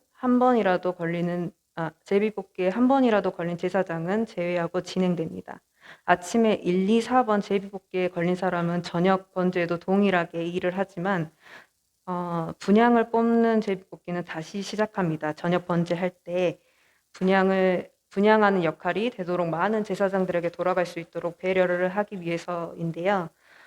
이 일을 사모하는 이유는 지성소에는 대제사장만 들어갈 수 있지만 분향하는 제사장은 지성소 가까이 갈 수 있는 특권이 있어요. 그래서 일반 제사장들이 영광스러운 자리로 생각하고 제사장이라면 누구나 하고 싶어하는 직무입니다. 분향 제사에 뽑힌 제사장은 보조 2명을 선택하여 번제단을 향하고 보조 제사장은 향을 채운 금 대접을 들고 다른 한 명은 번제단을 타는 숯을 금사스로 퍼서 내려옵니다. 분향 제사장과 2명의 보조 제사장이 함께 성소에 들어가는 계단에 오르고 두 번째 제비뽑기를 뽑은 촛대와 분향단을 손질한 제사장이 이를 호위하고 앞서 성소에 향하는 계단을 오를 때 심벌제를 올리고 레위인의 찬양되는 성소를 바라보며 계단을 정렬합니다. 성소에 들어간 2명의 제사장은 분향단 위에 숯불을 깔고 향을 정리한 다음에 밖으로 나가 성소 안에 분향 제사장만 남게 됩니다. 그리고 니카노르 게이트에 서 있는 반차 제사장 대표가 신호에 따라 분향을 하게 됩니다. 그리고 여인네들에 모인 사람들은 엄숙히 침묵 가운데 기도를 하게 됩니다. 기도가 끝나고 촛대 닦은 제사장이 성소에 들어와 아직 손질하지 않는 2개의 촛대의 심지를 갈고 올리브 기름을 채웁니다. 그리고 분향 제사장과 보조 제사장과 함께 성소 밖으로 나와 성소 계단 꼭대기에서 반차에 속한 일단의 제사장들이 모두 모여 정렬하고 그 다음에 분향 제사장자가 선창으로 제사장의 축복의 문을 낭송합니다. 이게 주제 말씀인데요. 사가랴가 벙어리가 된 것을 성소 밖의 백성들이 어떻게 알았을까? 분향 제사장이었던 사가랴가 분향 중에 천사를 만나게 됩니다. 그래서 너의 아내가 세례 요한을 낳을 것을 얘기하지만 분향 제사장인 사가랴는 자기가 나이가 많고 아내도 나이가 많아 아이를 낳을 수 없다고 믿지 않죠. 그거에 대한 징계로 벙어리가 됩니다. 이제 분향 제사장이 이제 성소에서 나와서 선창을 해야 되는데 사람들이 이 사람이 벙어리가 돼서 선창을 하지 못해요. 그래서 성소 밖에 있는 사람들이 사가랴가 벙어리가 된 것을 알았을 것이다 라고 저자는 말하고 있더라고요. 네 번째 제사장은 제비뽑기를 한 것은 제단에 제물을 태우고 소제와 관제를 붓는 역할을 합니다. 제사장들이 축복의 낭송을 할 때 네 번째 제비뽑기 걸린 제사장은 번제단 위에 올라가 낭송을 끝나고 제물을 태웁니다. 그리고 번제단 위에 관제를 부어지면 다른 제사장이 두건을 흔들고 성소를 향해 계단에 정렬된 레인 찬양대의 시편 노래와 함께 악기를 시작합니다. 그리고 찬양대 소리가 울려 퍼지면 예루살렘 주민들이 기도를 하면서 하루를 시작합니다. 이상입니다. 윤영자매님.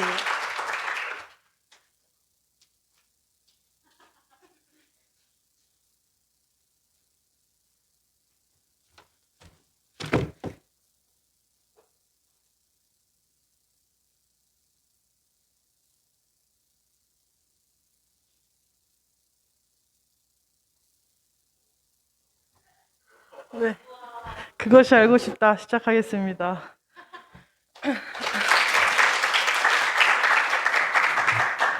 어떤 것에 대해서 알아볼 것이냐면 하나님은 왜 솔로몬을 통해서 성전을 짓게 하셨는지를 알아보겠습니다. 3가지 챕터를 따라서 오시면 됩니다. 첫 번째, 피를 많이 흘린 용사입니다. 아까 현빈 형제님이 말씀하셨을 때 제1성전 건축할 때 성전을 건축한 왕은 솔로몬이고 그 앞에서 성전 건축을 처음 기획한 왕은 다윗 왕입니다. 다윗은 성전 건축에 필요한 모든 준비를 해놓았는데요. 여보수 사람에게 땅을 사고 또 돌들을 다듬고 놋을 준비하고 백향목을 충분히 수입해 놓아서 성전 건축에 필요한 토대를 마련했습니다. 하지만 다윗이 아닌 그의 아들 솔로몬에 의해서 성전이 왜 건축되었는지 알아보겠습니다. 솔로몬에게 남긴 다윗의 유언을 보면 알 수 있는데 대상 22장 8절에 보면 너는 피를 심히 많이 흘렸고 크게 전쟁하느니라. 내가 내 앞에서 땅에 피를 많이 흘렸은즉 내 이름을 위하여 성전을 건축하지 못하리라. 이렇게 말하고 있는데요. 그런데 말입니다. 단지 다윗이 전쟁을 통해서 피를 많이 흘린 용사이기 때문에 성전을 건축하지 못한 것일까요? 저는 신빙성 100%인 제보자를 한번 만나봤습니다. 네, 제보자가 성전의 어떤 구절에서도 다윗의 전쟁을 비난하는 것이 없다고 합니다. 네, 맞습니다. 단순히 다윗이 피를 많이 흘린 용사이기 때문에 성전을 짓지 못했다고 결론을 내리기에는 석연치 않은 부분들이 있습니다. 하나님께서 다윗에게 맡기신 시대적 역할과 소명은 이스라엘을 재건하고 부흥시키는 것이었고 성경은 이 모든 전쟁이 이스라엘을 위한 정당한 전쟁이었고 여호와께서 승리를 주신 것으로 기록하고 있습니다. 그렇다면 질문을 돌려서 성전 건축을 위한 조건이 무엇인지를 한번 생각해 보도록 하겠습니다. 두 번째, 성전 건축 상황입니다. 말씀을 보시면 기업으로 주시는 땅에 거주할 때, 그리고 너희 주의 모든 대적을 이기게 하시고 너희에게 안식을 주사 너희를 평안히 거주하게 하실 때, 이 말씀을 보시면 국내외의 정치가 안정이 되고 주변 국가와의 장기적인 평화가 무르익었을 때 비로소 성전이 세워질 것임을 말하고 있습니다. 그럼 다윗이 처음으로 성전을 짓고자 마음 먹었을 때의 상황이 어땠는지 다음 제보자 마지막 웃음씨를 만나보겠습니다. 네. 제보자가 사무엘상 7장 1절에 여호와께서 주의 모든 원수를 무찌르사 왕으로 궁에 평안하게 하실 때, 네, 말씀을 보시면 다윗 통치 후반기에 들어가면서 원수 블레셋을 완전히 복속시키고 장기적인 평화 모드로 들어갔습니다. 그리고 다윗이 보기에도 하나님의 이름을 만방에 선포할 성전을 건축하기에 적합한 시기라고 생각이 되었습니다. 그런데 말입니다. 하나님이 보실 때 성전 건축하기에 부족한 2%가 있었는데요. 세 번째에서 알아보겠습니다. 다윗 왕조입니다. 다윗 왕국은 국내 모든 면에서 전성기의 모습을 보여주었습니다. 하지만 참된 안정은 다윗이 통치하는 당대를 통해서 확인되고 검증되는 것은 아니었습니다. 다음 제보자가 왕이 죽어봐야 알죠. 왕이 죽으면 서로 왕이 되려고 아이고 말도 마요 라고 말을 하는데, 다윗의 왕조의 안정적인 승기야말로 성전 건축을 위한 조건이었습니다. 네. 다음 말씀을 보시면 사무엘하 7장 11절에 여호와가 또 내게 이르노니 여호와가 너희를 위하여 집을 짓고, 다윗이 여호와를 위해서 집을 짓겠다고 하는데 오히려 여호와께서는 다윗을 위하여 집을 짓겠다고 하시는 말씀입니다. 여기서 말씀을 보시면 하나님이 생각하실 때 부족한 2%는 든든한 다윗의 왕조였던 것입니다. 다윗이 하나님을 위해 지으려는 집은 성전이었지만 하나님이 다윗을 위해 지으려는 집은 다윗 왕조였습니다. 네, 이상입니다.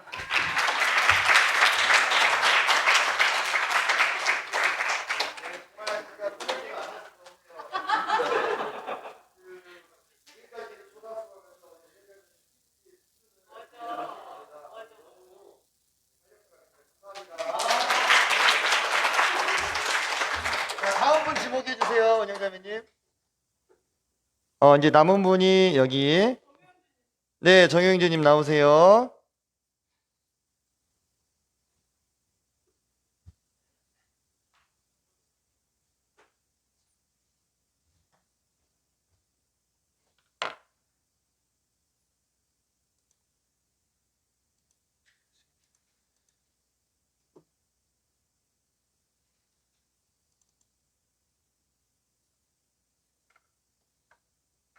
네, 성막에서 성전으로 발표 시작하도록 하겠습니다.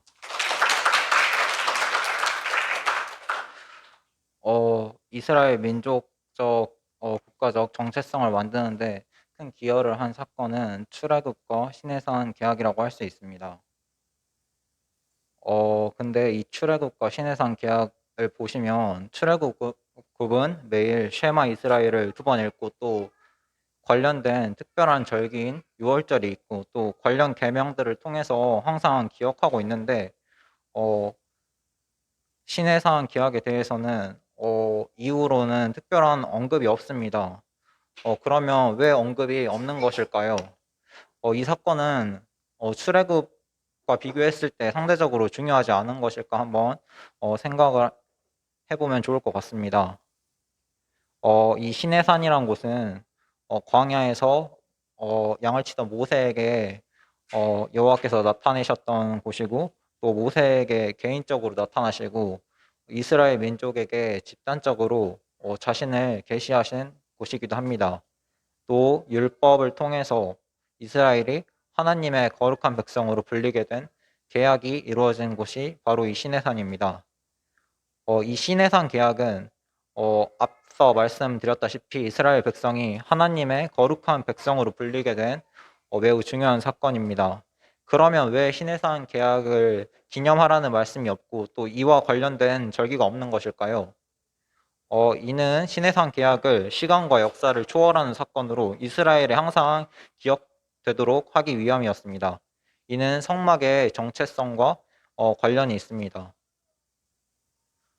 이 말씀을 보시면 알 수 있다시피 내 언약을 지키면 제사장 나라가 되며 또 거룩한 백성이 되리라라고 말씀을 하셨습니다.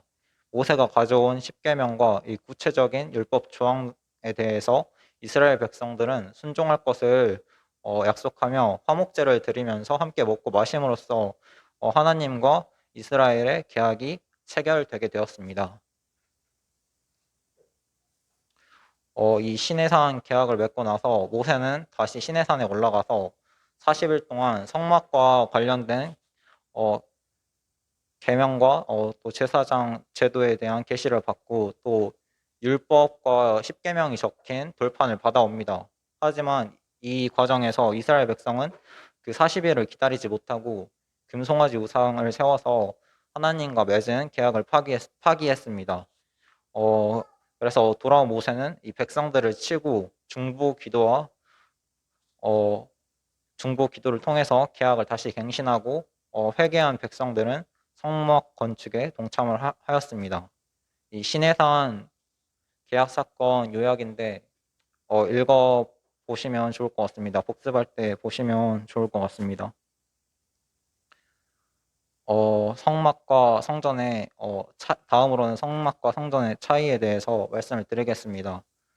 이 성막은 시내산 계약을 통해서 영속적으로 기억하고 또 지속하는 장소로 또 이스라엘과 하나님의 특별한 관계를 나타내는 살짝 선택성을 띠기 때문에 이 특수주의를 나타내는데 성전은 이스라엘과 하나님 관계가 열방에 확인되고 존중되었을 때 만들어졌습니다.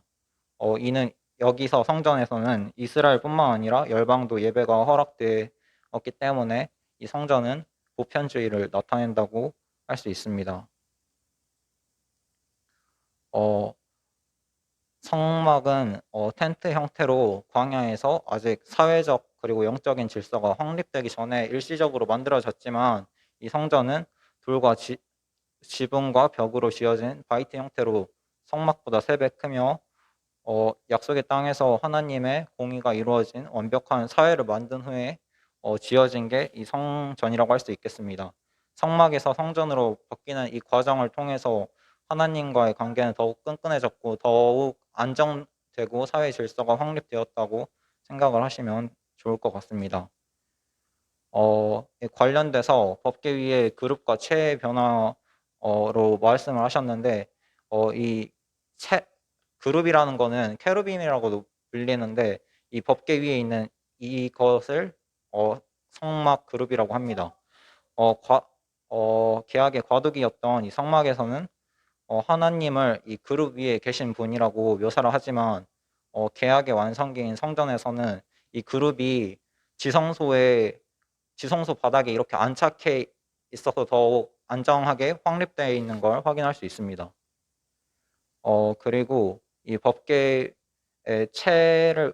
체인데 이 법계의 체는 법계를 운반할 때 사용했습니다. 이 체는 법계로 운반할 때는 이 체를 사람이 운반을 했어야 되는데 다윗 왕 때 수레에 날랐다가 이제 나른 사람이 죽는 일이 있었는데 이 성막의 체는 법계 운반 수단으로 빼서는 안 되는 것이었지만 이 성전에서는 이제 법계를 옮길 필요가 없이 안정한 상태였기 때문에 이 법계의 체를 법계 앞에 두었다고 합니다. 성막에서 성전으로 변화되는 과정은 최종 형태인 안식으로 향하는 과정이었다고 합니다.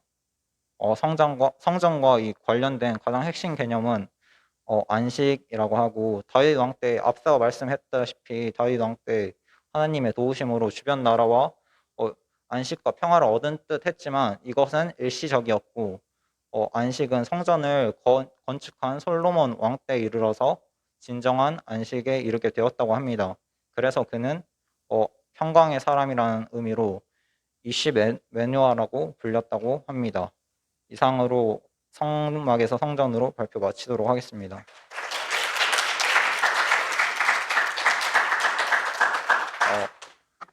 시연 형제님 발표해 주세요.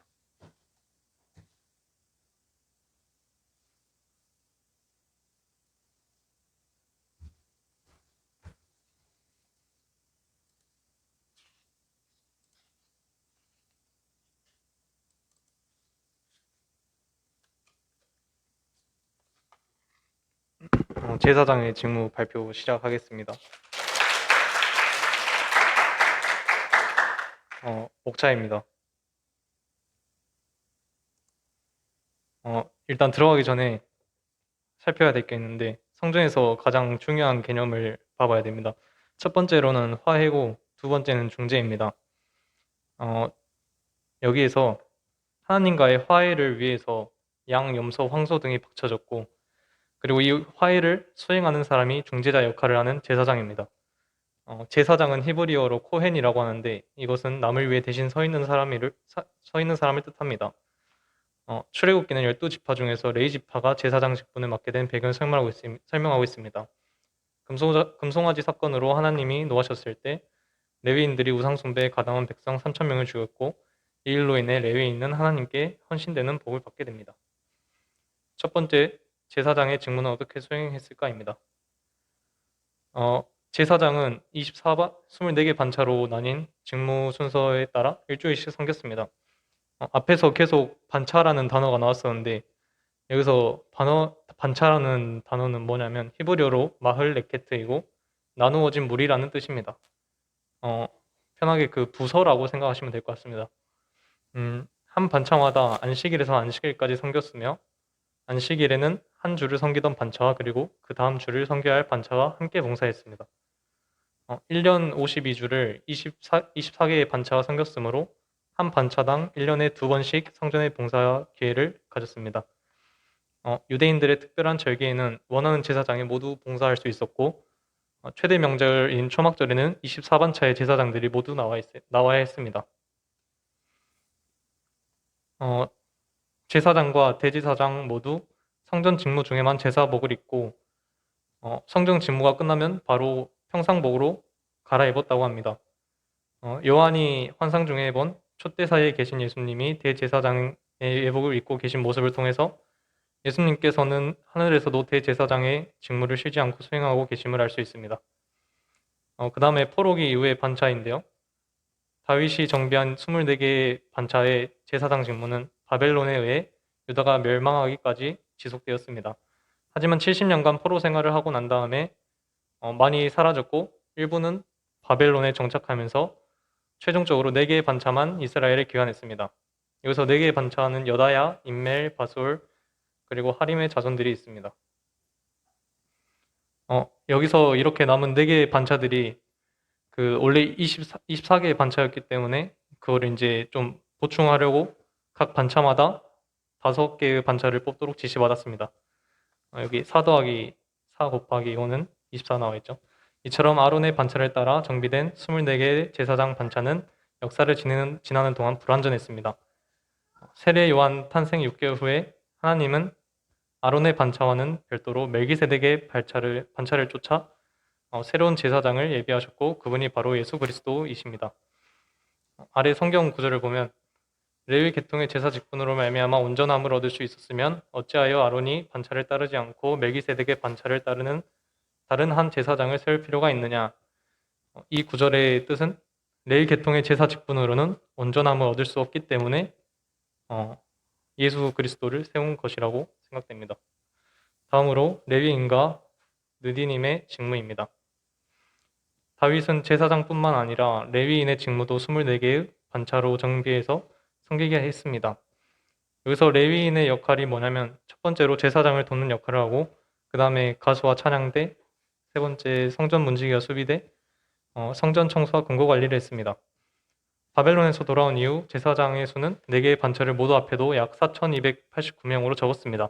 그 중에서도 레위인의 숫자가 매우 적었습니다. 레위인의 부족한 숫자를 이제 느디님 사람으로 채운 것입니다. 여기서 느디님이라는 것은 히브리어로 느티님이고 뜻은 주어진 자를 의미합니다.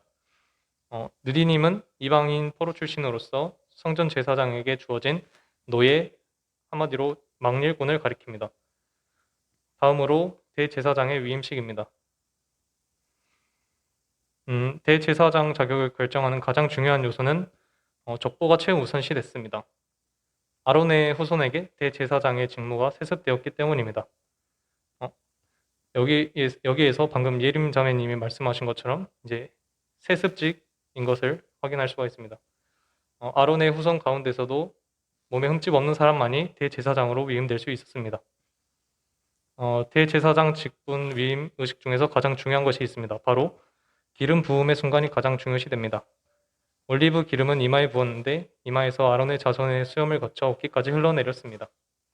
감사합니다.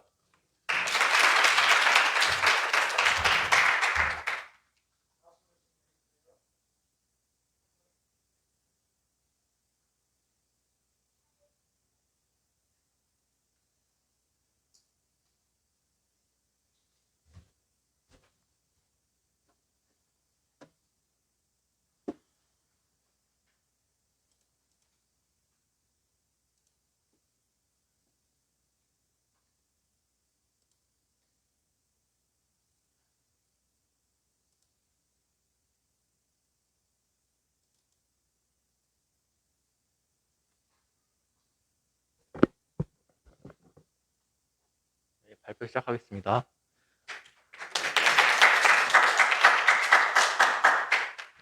먼저 나시린 서약을 시작하겠습니다. 나시린은 어떤 계명을 지켰을까라고 생각하면서 들어주시기 바랍니다. 먼저 나시린 챔버는 방을 의미합니다. 나시린 챔버는 여인의 뜰 남동쪽에 있는 챔버로서 나시린의 서원이 이루어진 곳입니다.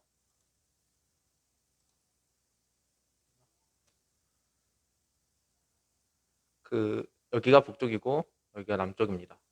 그래서 여기 여인의 뜰이고 여인의 뜰의 남동쪽 이쪽 부분이 나시린 챔버입니다. 그리고 나중에 나오는데 여기가 니카노르 문, 니카노르 게이트라고 불리는 곳입니다.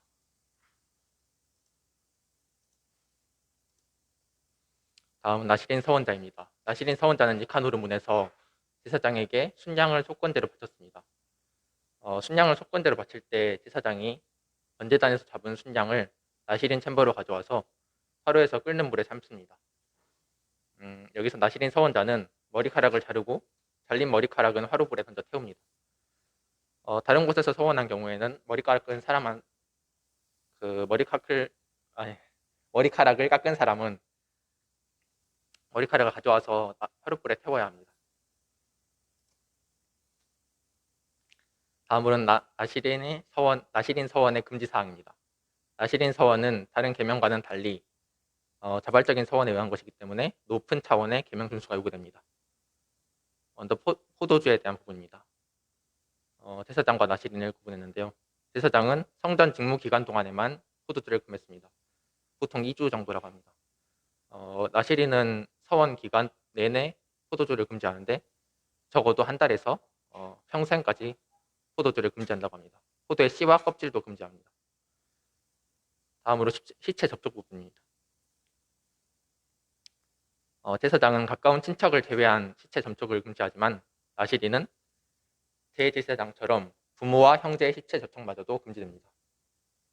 다음으로는 나시린은 머리카락 손실 방지를 위해서 빗질을 금지합니다. 다음으로 나시린 서원의 남용입니다. 나시린에게 요구되는 계명이 대제사장과 같이 높은 수준이었기 때문에 그에 상응하는 사회적 존경이 따랐고 이로 인해서 예수님 당시에 나시린 서원은 함부로 남용된 경우가 있었습니다. 하나님께 바쳐졌다는 것을 의미하는 고르반을 선포하면 부모를 공경하라는 십계명의 율법도 가볍게 무시했던 것을 볼 수 있습니다. 고르반 하나님께 바쳐졌다는 말을 하면은 그만이라는 그런 말씀이 있습니다. 다음으로는 포도주와 올리브 기름 챔버입니다. 이 방은 여인의 뜰 남서쪽에 있는 챔버입니다.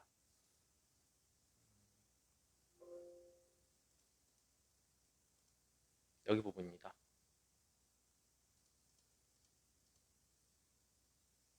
이곳은 밀가루 소재에 붓는 올리브 기름과 관제로 드리는 포도주를 보관하던 곳입니다. 예수님 당시의 유대 문헌에는 어떤 사람의 생명을 희생제사에 관제는 마지막 제사라는 뜻을 가지고 있다고 합니다. 그 피를 받아 제단에 뿌리는 제사이고, 이 관제로 붓는 것에 대해 묘사하고 있습니다. 특히 의인의 순교는 희생제사로서 가치가 있으며 다른 사람의 죄를 흡한다고 여겼습니다. 죽음이 임박한 사울이 자신의 생명을 관제로 드린다는 비장한 각오를 성경에서 볼 수 있습니다. 여기선 전제라고 나오는데 이것이 관제를 뜻합니다. 다음으로는 초태생 속전입니다.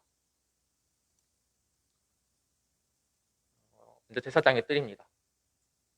니카노르 문을 지나면은 이스라엘의 뜰이 나옵니다.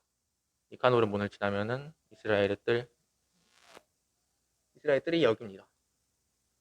좁은 공간이고 여기가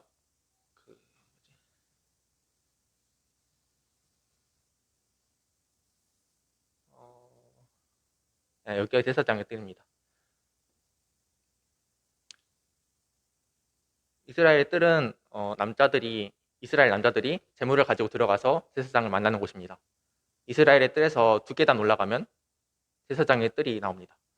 제사장의 뜰에는 물두멍과 번제단이 있었고, 번제단 북쪽에는 제물로 바칠 동물을 도살하는 테이블이 있었습니다. 다음으로 제사장의 뜰로 들어가는 문입니다. 이 문은 남쪽과 북쪽에 각각 3개가 있습니다. 남쪽의 게이트는 목재 게이트. 번제단에서 태울 목재를 헌물로 바치는 경우에 그 목재는 이 문을 통해 들어갔습니다. 또한 그 다음에 초태생 게이트. 여기는 율법의 사람과 동물의 초태생이 여호와의 소유라고 선포하며 이곳에서 초태생을 위한 속전이 치러졌습니다. 다음으로 워터 게이트. 추막절 때 대제사장이 이 문으로 나와서 실로암 연못에 물을 떠왔다고 합니다. 다음으로 북쪽 게이트입니다. 불꽃 게이트입니다. 이곳에는 24시간 내내 타는 불꽃이 있었다고 합니다. 정확히 24시간 내내 어떻게 타는지 알아보려고 했는데 시간이 부족해서 못 알아봤습니다. 성전 안에 등불이 꺼지면 늘 이곳에 불꽃으로 대점해야 했습니다. 희생 제물 게이트. 매일 아침과 저녁으로 드리는 상번제의 희생 제물이 들어오는 문입니다. 다음으로 범부 게이트. 직무 중인 제사장들이 밤에 유숙하는 본부 건물로 들어가는 건물입니다. 문입니다. 다음으로 마리아의 초태생과 초태생 속전과 정결례입니다. 아들을 낳은 산모는 7일간 부정하고 33일 후에 산혈이 깨끗해졌고, 딸을 낳은 산모는 2배의 기간인 14일간 부정하고 66일 후에 산혈이 깨끗해졌습니다. 그래서 아들을 낳은 마리아는 33일 후에 산혈이 깨끗해져서 성전에 들어갈 수 있었고, 요셉은 모세의 법대로 33일에 결례의 날이 찾아 아내와 함께 성전에서 초태생 속전을 드렸습니다. 마리아는 초태생 게이트에서 초태생으로 태어난 아기 예수를 보이고 속전의 값으로 은 5회개를 치렀습니다. 레위기 27장 6절에 나왔습니다. 초태생 속전을 마친 마리아는 다시 여인의 뜰에 있는 니카노르 문에서 출산 여성을 위한 정결례를 드렸습니다. 번제로는 양을 드리고 속죄제로는 비둘기를 드리는데 가난한 자는 비둘기로 대체할 수 있습니다. 그래서 가난한 마리아는 2마리의 비둘기로 번제와 속죄제를 드렸습니다. 다음으로 제사장의 뜰입니다. 제사장의 뜰에 있는 챔버들이고요. 제사장의 뜰에 있는 챔버들에 대해서 알아보겠습니다. 다듬은 돌 챔버는 잘 다듬은 정방형의 돌로 만든 방으로 기원 후 30년까지 산해드린 공회가 열린 곳이라고 합니다. 그리고 파르바 챔버는 희생 제물에 뿌리는 소금을 보관하는 방으로 방의 지하에는 제사장을 위한 정결탕이 있고 그 방 2층에는 대제사장을 위한 정결탕이 있다고 합니다. 다음으로 빈나스 챔버입니다. 제사장의 옷이 보관된 방으로 제사장이 이곳에서 옷을 가지고 파르바 챔버 지하의 정결탕에서 정결례를 한 후에 제사장복으로 갈아입는다고 합니다. 다음으로 양 챔버입니다. 매일 아침과 저녁에 드리는 상번제에 바칠 양을 보관하는 방입니다. 제물로 바칠 양은 4일 전에 이곳에 도착해 흠이 있는지 여부를 조사받았고 최소 6마리의 양이 보관됐다고 합니다. 다음으로 골라 챔버입니다. 물두멍에 물을 채우는 워터펌프가 보관된 방으로 그 유대 종교법에서 종교적인 목적을 위해서 사용되는 물은 이쪽에서 저쪽으로 옮겨서 사용할 수 없었습니다. 즉 고여있는 물은 더 이상 정결한 물로 인식되지 않았고 그러므로 제사장의 뜰의 물은 시내처럼 항상 흘러 물두멍에 모였는데 전체적인 물 흐름의 조절이 이루어진 것이 골라 챔버라고 합니다. 그리고 물두멍의 물은 아침에 채워지고 저녁에는 완전히 비워집니다. 다음으로 휘장 챔버입니다. 휘장은 82명의 여인들이 휘장 챔버에 살면서 성전에 사용되는 모든 휘장을 짰다고 합니다. 다음으로 본부 챔버입니다. 성전 직무 중인 제사장들이 밤에 기거하는 방으로 4층으로 되어 있습니다. 이곳에서 진설병이 부어졌고 지하에 제사장 정결탕이 있으며 바닥 구석에 성전 열쇠 보관 장소가 있습니다. 다음으로 스톤 챔버입니다. 네, 돌이라는 뜻이죠. 옛날에는 돌에 성경을 필사하고 서기관들이 성경을 필사하고 성전 직무 관련 문서를 기록하는 방입니다. 또한 대제사장 챔버입니다. 스톤 챔버의 위층에 있으며 대제사장이 거주하는 방으로 특히 대속죄일에 대제사장이 이곳에서 일주일간 머물며 대속죄일 제사법에 대해 복습했다고 합니다. 네, 이상입니다.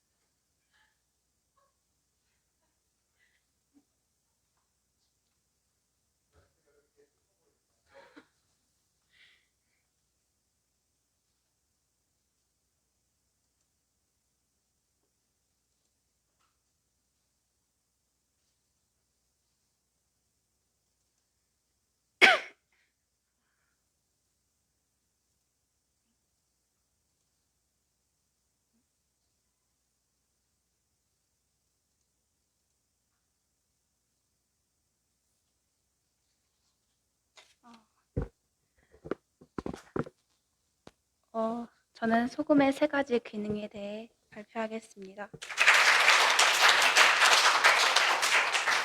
먼저 목차는 첫 번째 기능인 보존, 그리고 맛을 내는 것, 그리고 정제, 그리고 소금에 대한 부정적 의미들에 대해 알아볼게요. 먼저 소금 하면 어떤 이미지가 떠오르시나요?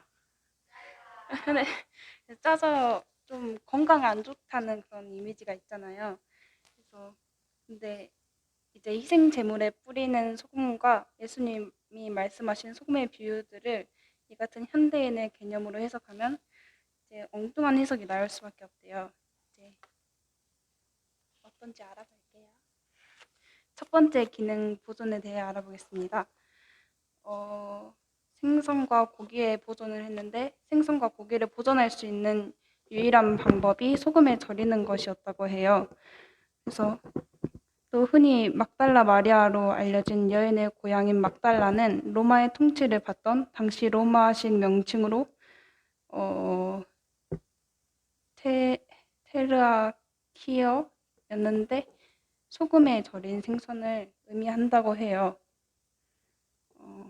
이제 예수님 당시 갈릴리 서쪽에 위치한 막달라는 그의 로마식 도시명처럼 갈릴리에서 잡은 생선을 소금에 절이는 소금 영장업이 발달한 도시였습니다.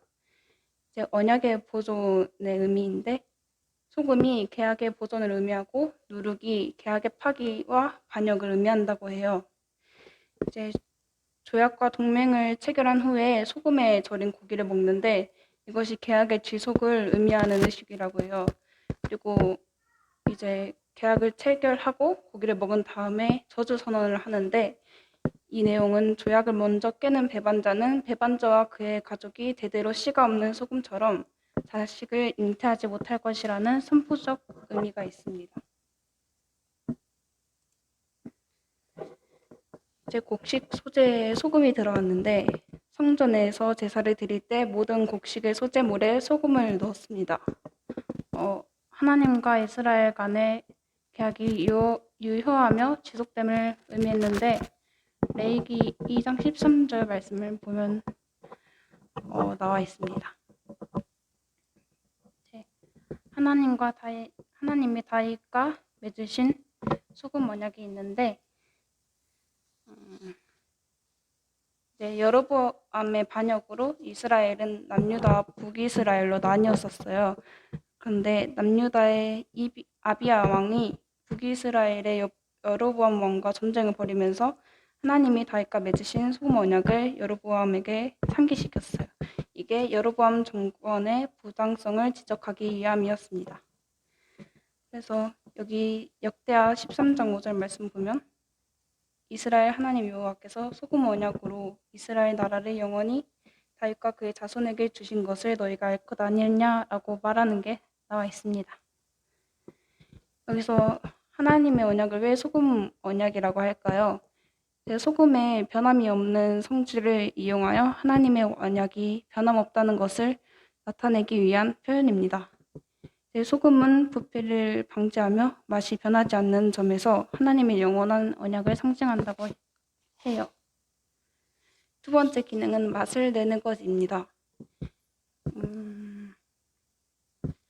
이제 사해인가 염해인가. 일반적인 바다의 염도와 달리 이스라엘의 사해는 바다보다 9배가 높은 염도라고 해요. 그래서 생긴 모양을 가지고 사물을 판단하는 헬레니즘의 개념으로 볼 때는 사해는 물고기가 살 수 없는 죽은 바다. 그래서 사해라고 부르는데 기능을 중심으로 사물을 파악하는 헤브라이즘의 시선으로 보면은 염해라고 불려요. 그래서 이제 현재 염해로 부르는데 이게 얌 하멜라흐라고 해요. 이제 유대인 속담이 있는데 포도주 없이는 살아도 물 없이는 못 산다. 후추 없이는 살아도 소금 없이는 못 산다. 이런 말이 있다고 해요. 이게 소금은 가장 가치 있고 소중한 것을 의미한다고 합니다. 로마 시대의 봉급은 소금이었는데 봉급을 의미하는 영어 셀러리가 소금에 해당하는 솔트에서 나왔다고 해요. 이제 페르시아에서 돌아온 수르바벨과 예수아를 중심으로 성전을 재건하던 당시에 사마리아 왕 암몬의 대적자들은 페르시아의 아닥사스다 왕에게 자신들의 충성심을 호소하며 성전 재건을 막아달라는 상소문을 올리는데 여기서 스가랴 4장 14절 말씀을 보면 우리가 이제 왕궁의 소금을 먹음으로 이런 말씀이 있는데 이제 이 뜻이 왕궁으로부터 봉급을 받는다. 이제 현대어로 왕궁으로부터 녹을 받는다 이렇게 의미합니다. 이제 소금의 비유 저희가 흔히 이제 마가복음 5장 13절 이 말씀을 알고 있죠. 너희는 세상의 소금이니 소금이 만일 그 맛을 잃으면 무엇으로 짜게 하리요. 후에는 아무 쓸데없어 다만 밖에 버려져 사람에게 밟힐 뿐이니라. 여기서 소금이 맛을 잃으면이라고 하는데 저희가 이제 이 세상에 짠맛을 잃은 소금이 있을까요? 이제 또 소금이 맛을 잃어 쓸데없어져 밖에 버려져 사람에게 밟힌다. 일반적으로 소금은 요리할 때 넣으면 완전히 녹아서 사라지잖아요. 그래서 녹아서 완전히 용해된 소금을 어떻게 밖에 버리고 다가 지나가는 사람들이 밟을 수 있단 말인가 이렇게 생각할 수 있는데 성서시대의 소금은 오늘날의 정제된 소금이 아니라 염해 주변에서 나는 소금돌이라고 해요. 여기 사진에 나와 있는 게 소금돌인데 이제 소금산 주변에서 캐낸 소금돌은 화폐가 생기기 전에 화폐의 역할을 하던 소금처럼 무척 귀한 것이었다고 합니다. 제가 여기서 내용을 빠뜨린 게 있는데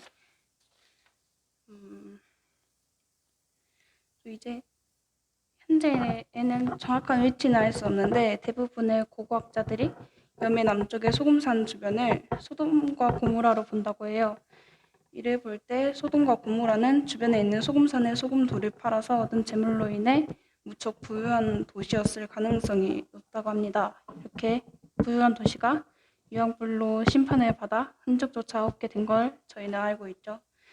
이제 성서시대 여인들은 시장에서 이 소금돌을 사와서 물에 담가 둔다고 해요. 그렇게 해서 하루가 지나면 소금이 우러나와서 짠물이 되는데 이제 그 짠물을 빵을 반죽하거나 요리할 때 넣었다고 해요. 이렇게 며칠 우러내고 나면 소금돌은 소금의 짠맛을 잃은 돌멩이가 되는데 이것이 바로 본문에 나오는 짠맛을 잃은 소금이라고 합니다. 이렇게 며칠 우러내서 소금기가 완전히 빠진 소금돌은 이제 아무 쓸데가 없으므로 밖에 버리게 되고 이제 여기서 지나가는 사람들이 밟게 된다는 말이 나왔다고 해요. 세 번째 기능은 정제입니다. 이제 그 소금물로 상처를 씻으면 살균과 정제 효과가 있다고 그러잖아요. 그래서 성서시대에도 소금을 비슷한 목적으로 사용했다고 합니다. 이제 에스겔이 하나님의 사랑과 공의를 배반하고 우상 숭배의 죄를 지어 심판에 처할 유다의 상황을 버려진 아이에 비유하면서 소금을 언급했는데 이제 에스겔 16장 4절 말씀을 보면 내가 난 것을 말하건대 네가 날 때 내 배꼽줄을 자르지 아니하였고 너로 물로 씻어 정결하게 하지 아니하였고 내게 소금을 뿌리지 아니하였고 너를 강부로 싸지도 아니하였나니 이런 말씀이 있는데 성서시대에는 신생아가 태어나면 미생물의 번식과 상처의 감염을 막고자 소금물로 신생아를 닦아주었다고 해요.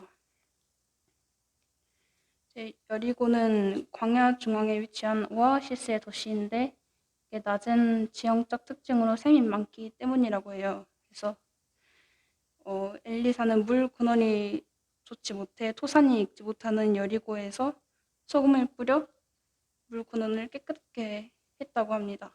이제 이게 또 정제의 의미인 걸 알 수 있습니다. 또 고대에는 이제 소금에 대한 부정적 의미들에 대해 알아볼 건데 이제 고대에는 멸망당한 도시에 소금을 뿌려 그곳의 생태계를 파괴하여 다시는 일어서지 못하게 했다고 합니다. 그게 이제 몇 년 동안 비가 와서 소금 기운을 모두 씻겨 내려가야 생태계가 겨우 회복될 수 있을 정도였다고 해요.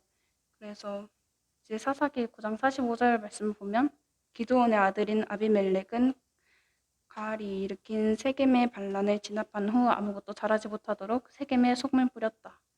그리고 또 소금의 부정적 의미가 다른 게 또 알고 있는 말씀인데 이제 불순종으로 소금 기둥이 된 롯의 아내 이 사진이 이제 소금 기둥인데 이제 창세기 19장 26절에 롯의 아내는 뒤를 돌아보았으므로 소금 기둥이 되었더라라는 말씀이 있습니다. 이제 이상으로 발표를 마치겠습니다.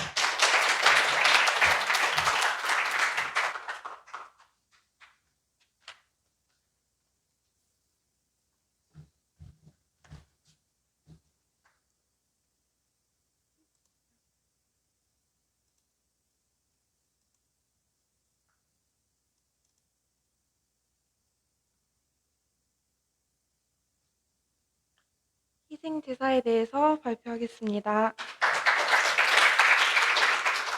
희생제사란 무엇인가? 영어는 희생제사를 sacrifice로 표현하는데요. 가치 있는 어떤 것을 위해 자신이 가지고 있는 것을 불태운다는 의미입니다. 즉 완전한 포기와 단념, 내려놓음을 내포하고 있는 반면에 히브리어로는 희생제사를 의미하는 단어로 코르반을 사용합니다. 이 코르반은 가까이 간다, 친밀한 관계를 회복한다를 의미하는 미트 카레브에서 온 단어라고 하는데요. 유대인들은 희생제사를 통해 하나님께 가까이 갈 수 있었고 하나님과 친밀한 관계를 회복할 수 있다고 생각했다고 합니다. 유대인들은 하나님께서 만드신 피조물의 세계를 광물, 식물, 동물, 인간 이렇게 4가지 세계로 나누었다고 합니다. 아담의 범죄가 있기 전에는 하나님과 피조물 간의 관계가 친밀했지만 범죄 후에는 에덴 동산에서 쫓겨나고 땅은 저주를 받으면서 피조물의 세계에 문제가 생겼습니다. 유대인들은 각각의 피조물의 세계는 궁극적으로 자신들의 원천인 하나님께 가까이 가고자 부단히 투쟁하고 갈등한다고 보았습니다. 피조물의 세계에 대한 유대인들의 이런 개념은 로마서에도 나타나 있습니다. 창조주 하나님에게서 멀리 떨어져 나간 피조물들의 갈등과 탄식, 고통이 회복되고 조화를 이루는 곳이 바로 성전이었다고 합니다. 성전에서 드리는 희생제사에는 4가지 피조물의 세계를 대표하는 상징물들이 모두 등장하는데요. 희생제사를 집도하는 제사장은 인간의 세계를, 희생제사에 바치는 제물은 동물의 세계를, 밀과 보리로 바치는 소재는 식물의 세계를, 재물에 뿌리는 소금은 광물의 세계를 각각 대표하는 것이라고 합니다. 레위기에 나타나는 희생제사는 희생제사에 대한 인류의 보편적 의미와 함께 대체의 의미를 추가적으로 내포하고 있습니다. 성전의 번제단에서 바쳐지는 희생제물이 희생제물을 가져온 사람을 대신한다는 것입니다. 즉, 제사를 드리는 사람이 흘려야 할 피를 희생제물의 피로서 대신하기 때문에 희생제사의 핵심은 제물이 흘리는 피에 있습니다. 보시면 됩니다. 이처럼 희생제사의 핵심은 대체에 있는데요. 이러한 대체는 하나님의 용납하에 일시적으로 죄가 덮어지는 것을 의미합니다. 레위기의 희생제사는 두 가지 면에서 치명적인 약점과 불안정성이 있는데요. 제사를 드리는 제사장이 완벽하지 않았습니다. 희생제사를 중재하는 제사장들은 시대가 지나면서 계속 바뀌었고 제사장들도 자신의 정결을 위해 추가로 제사를 드려야 했습니다. 두 번째로 제사에 바치는 희생제물이 완벽하지 않았습니다. 양, 염소, 황소의 피는 불완전했고 매년 갱신이 필요했습니다. 이처럼 레위기에 나타난 희생제사는 대체에 불과했는데 완벽한 제물과 완벽한 중재자가 나타날 때까지 하나님이 조건부로 허락하신 상징이요 일종의 계약이었습니다.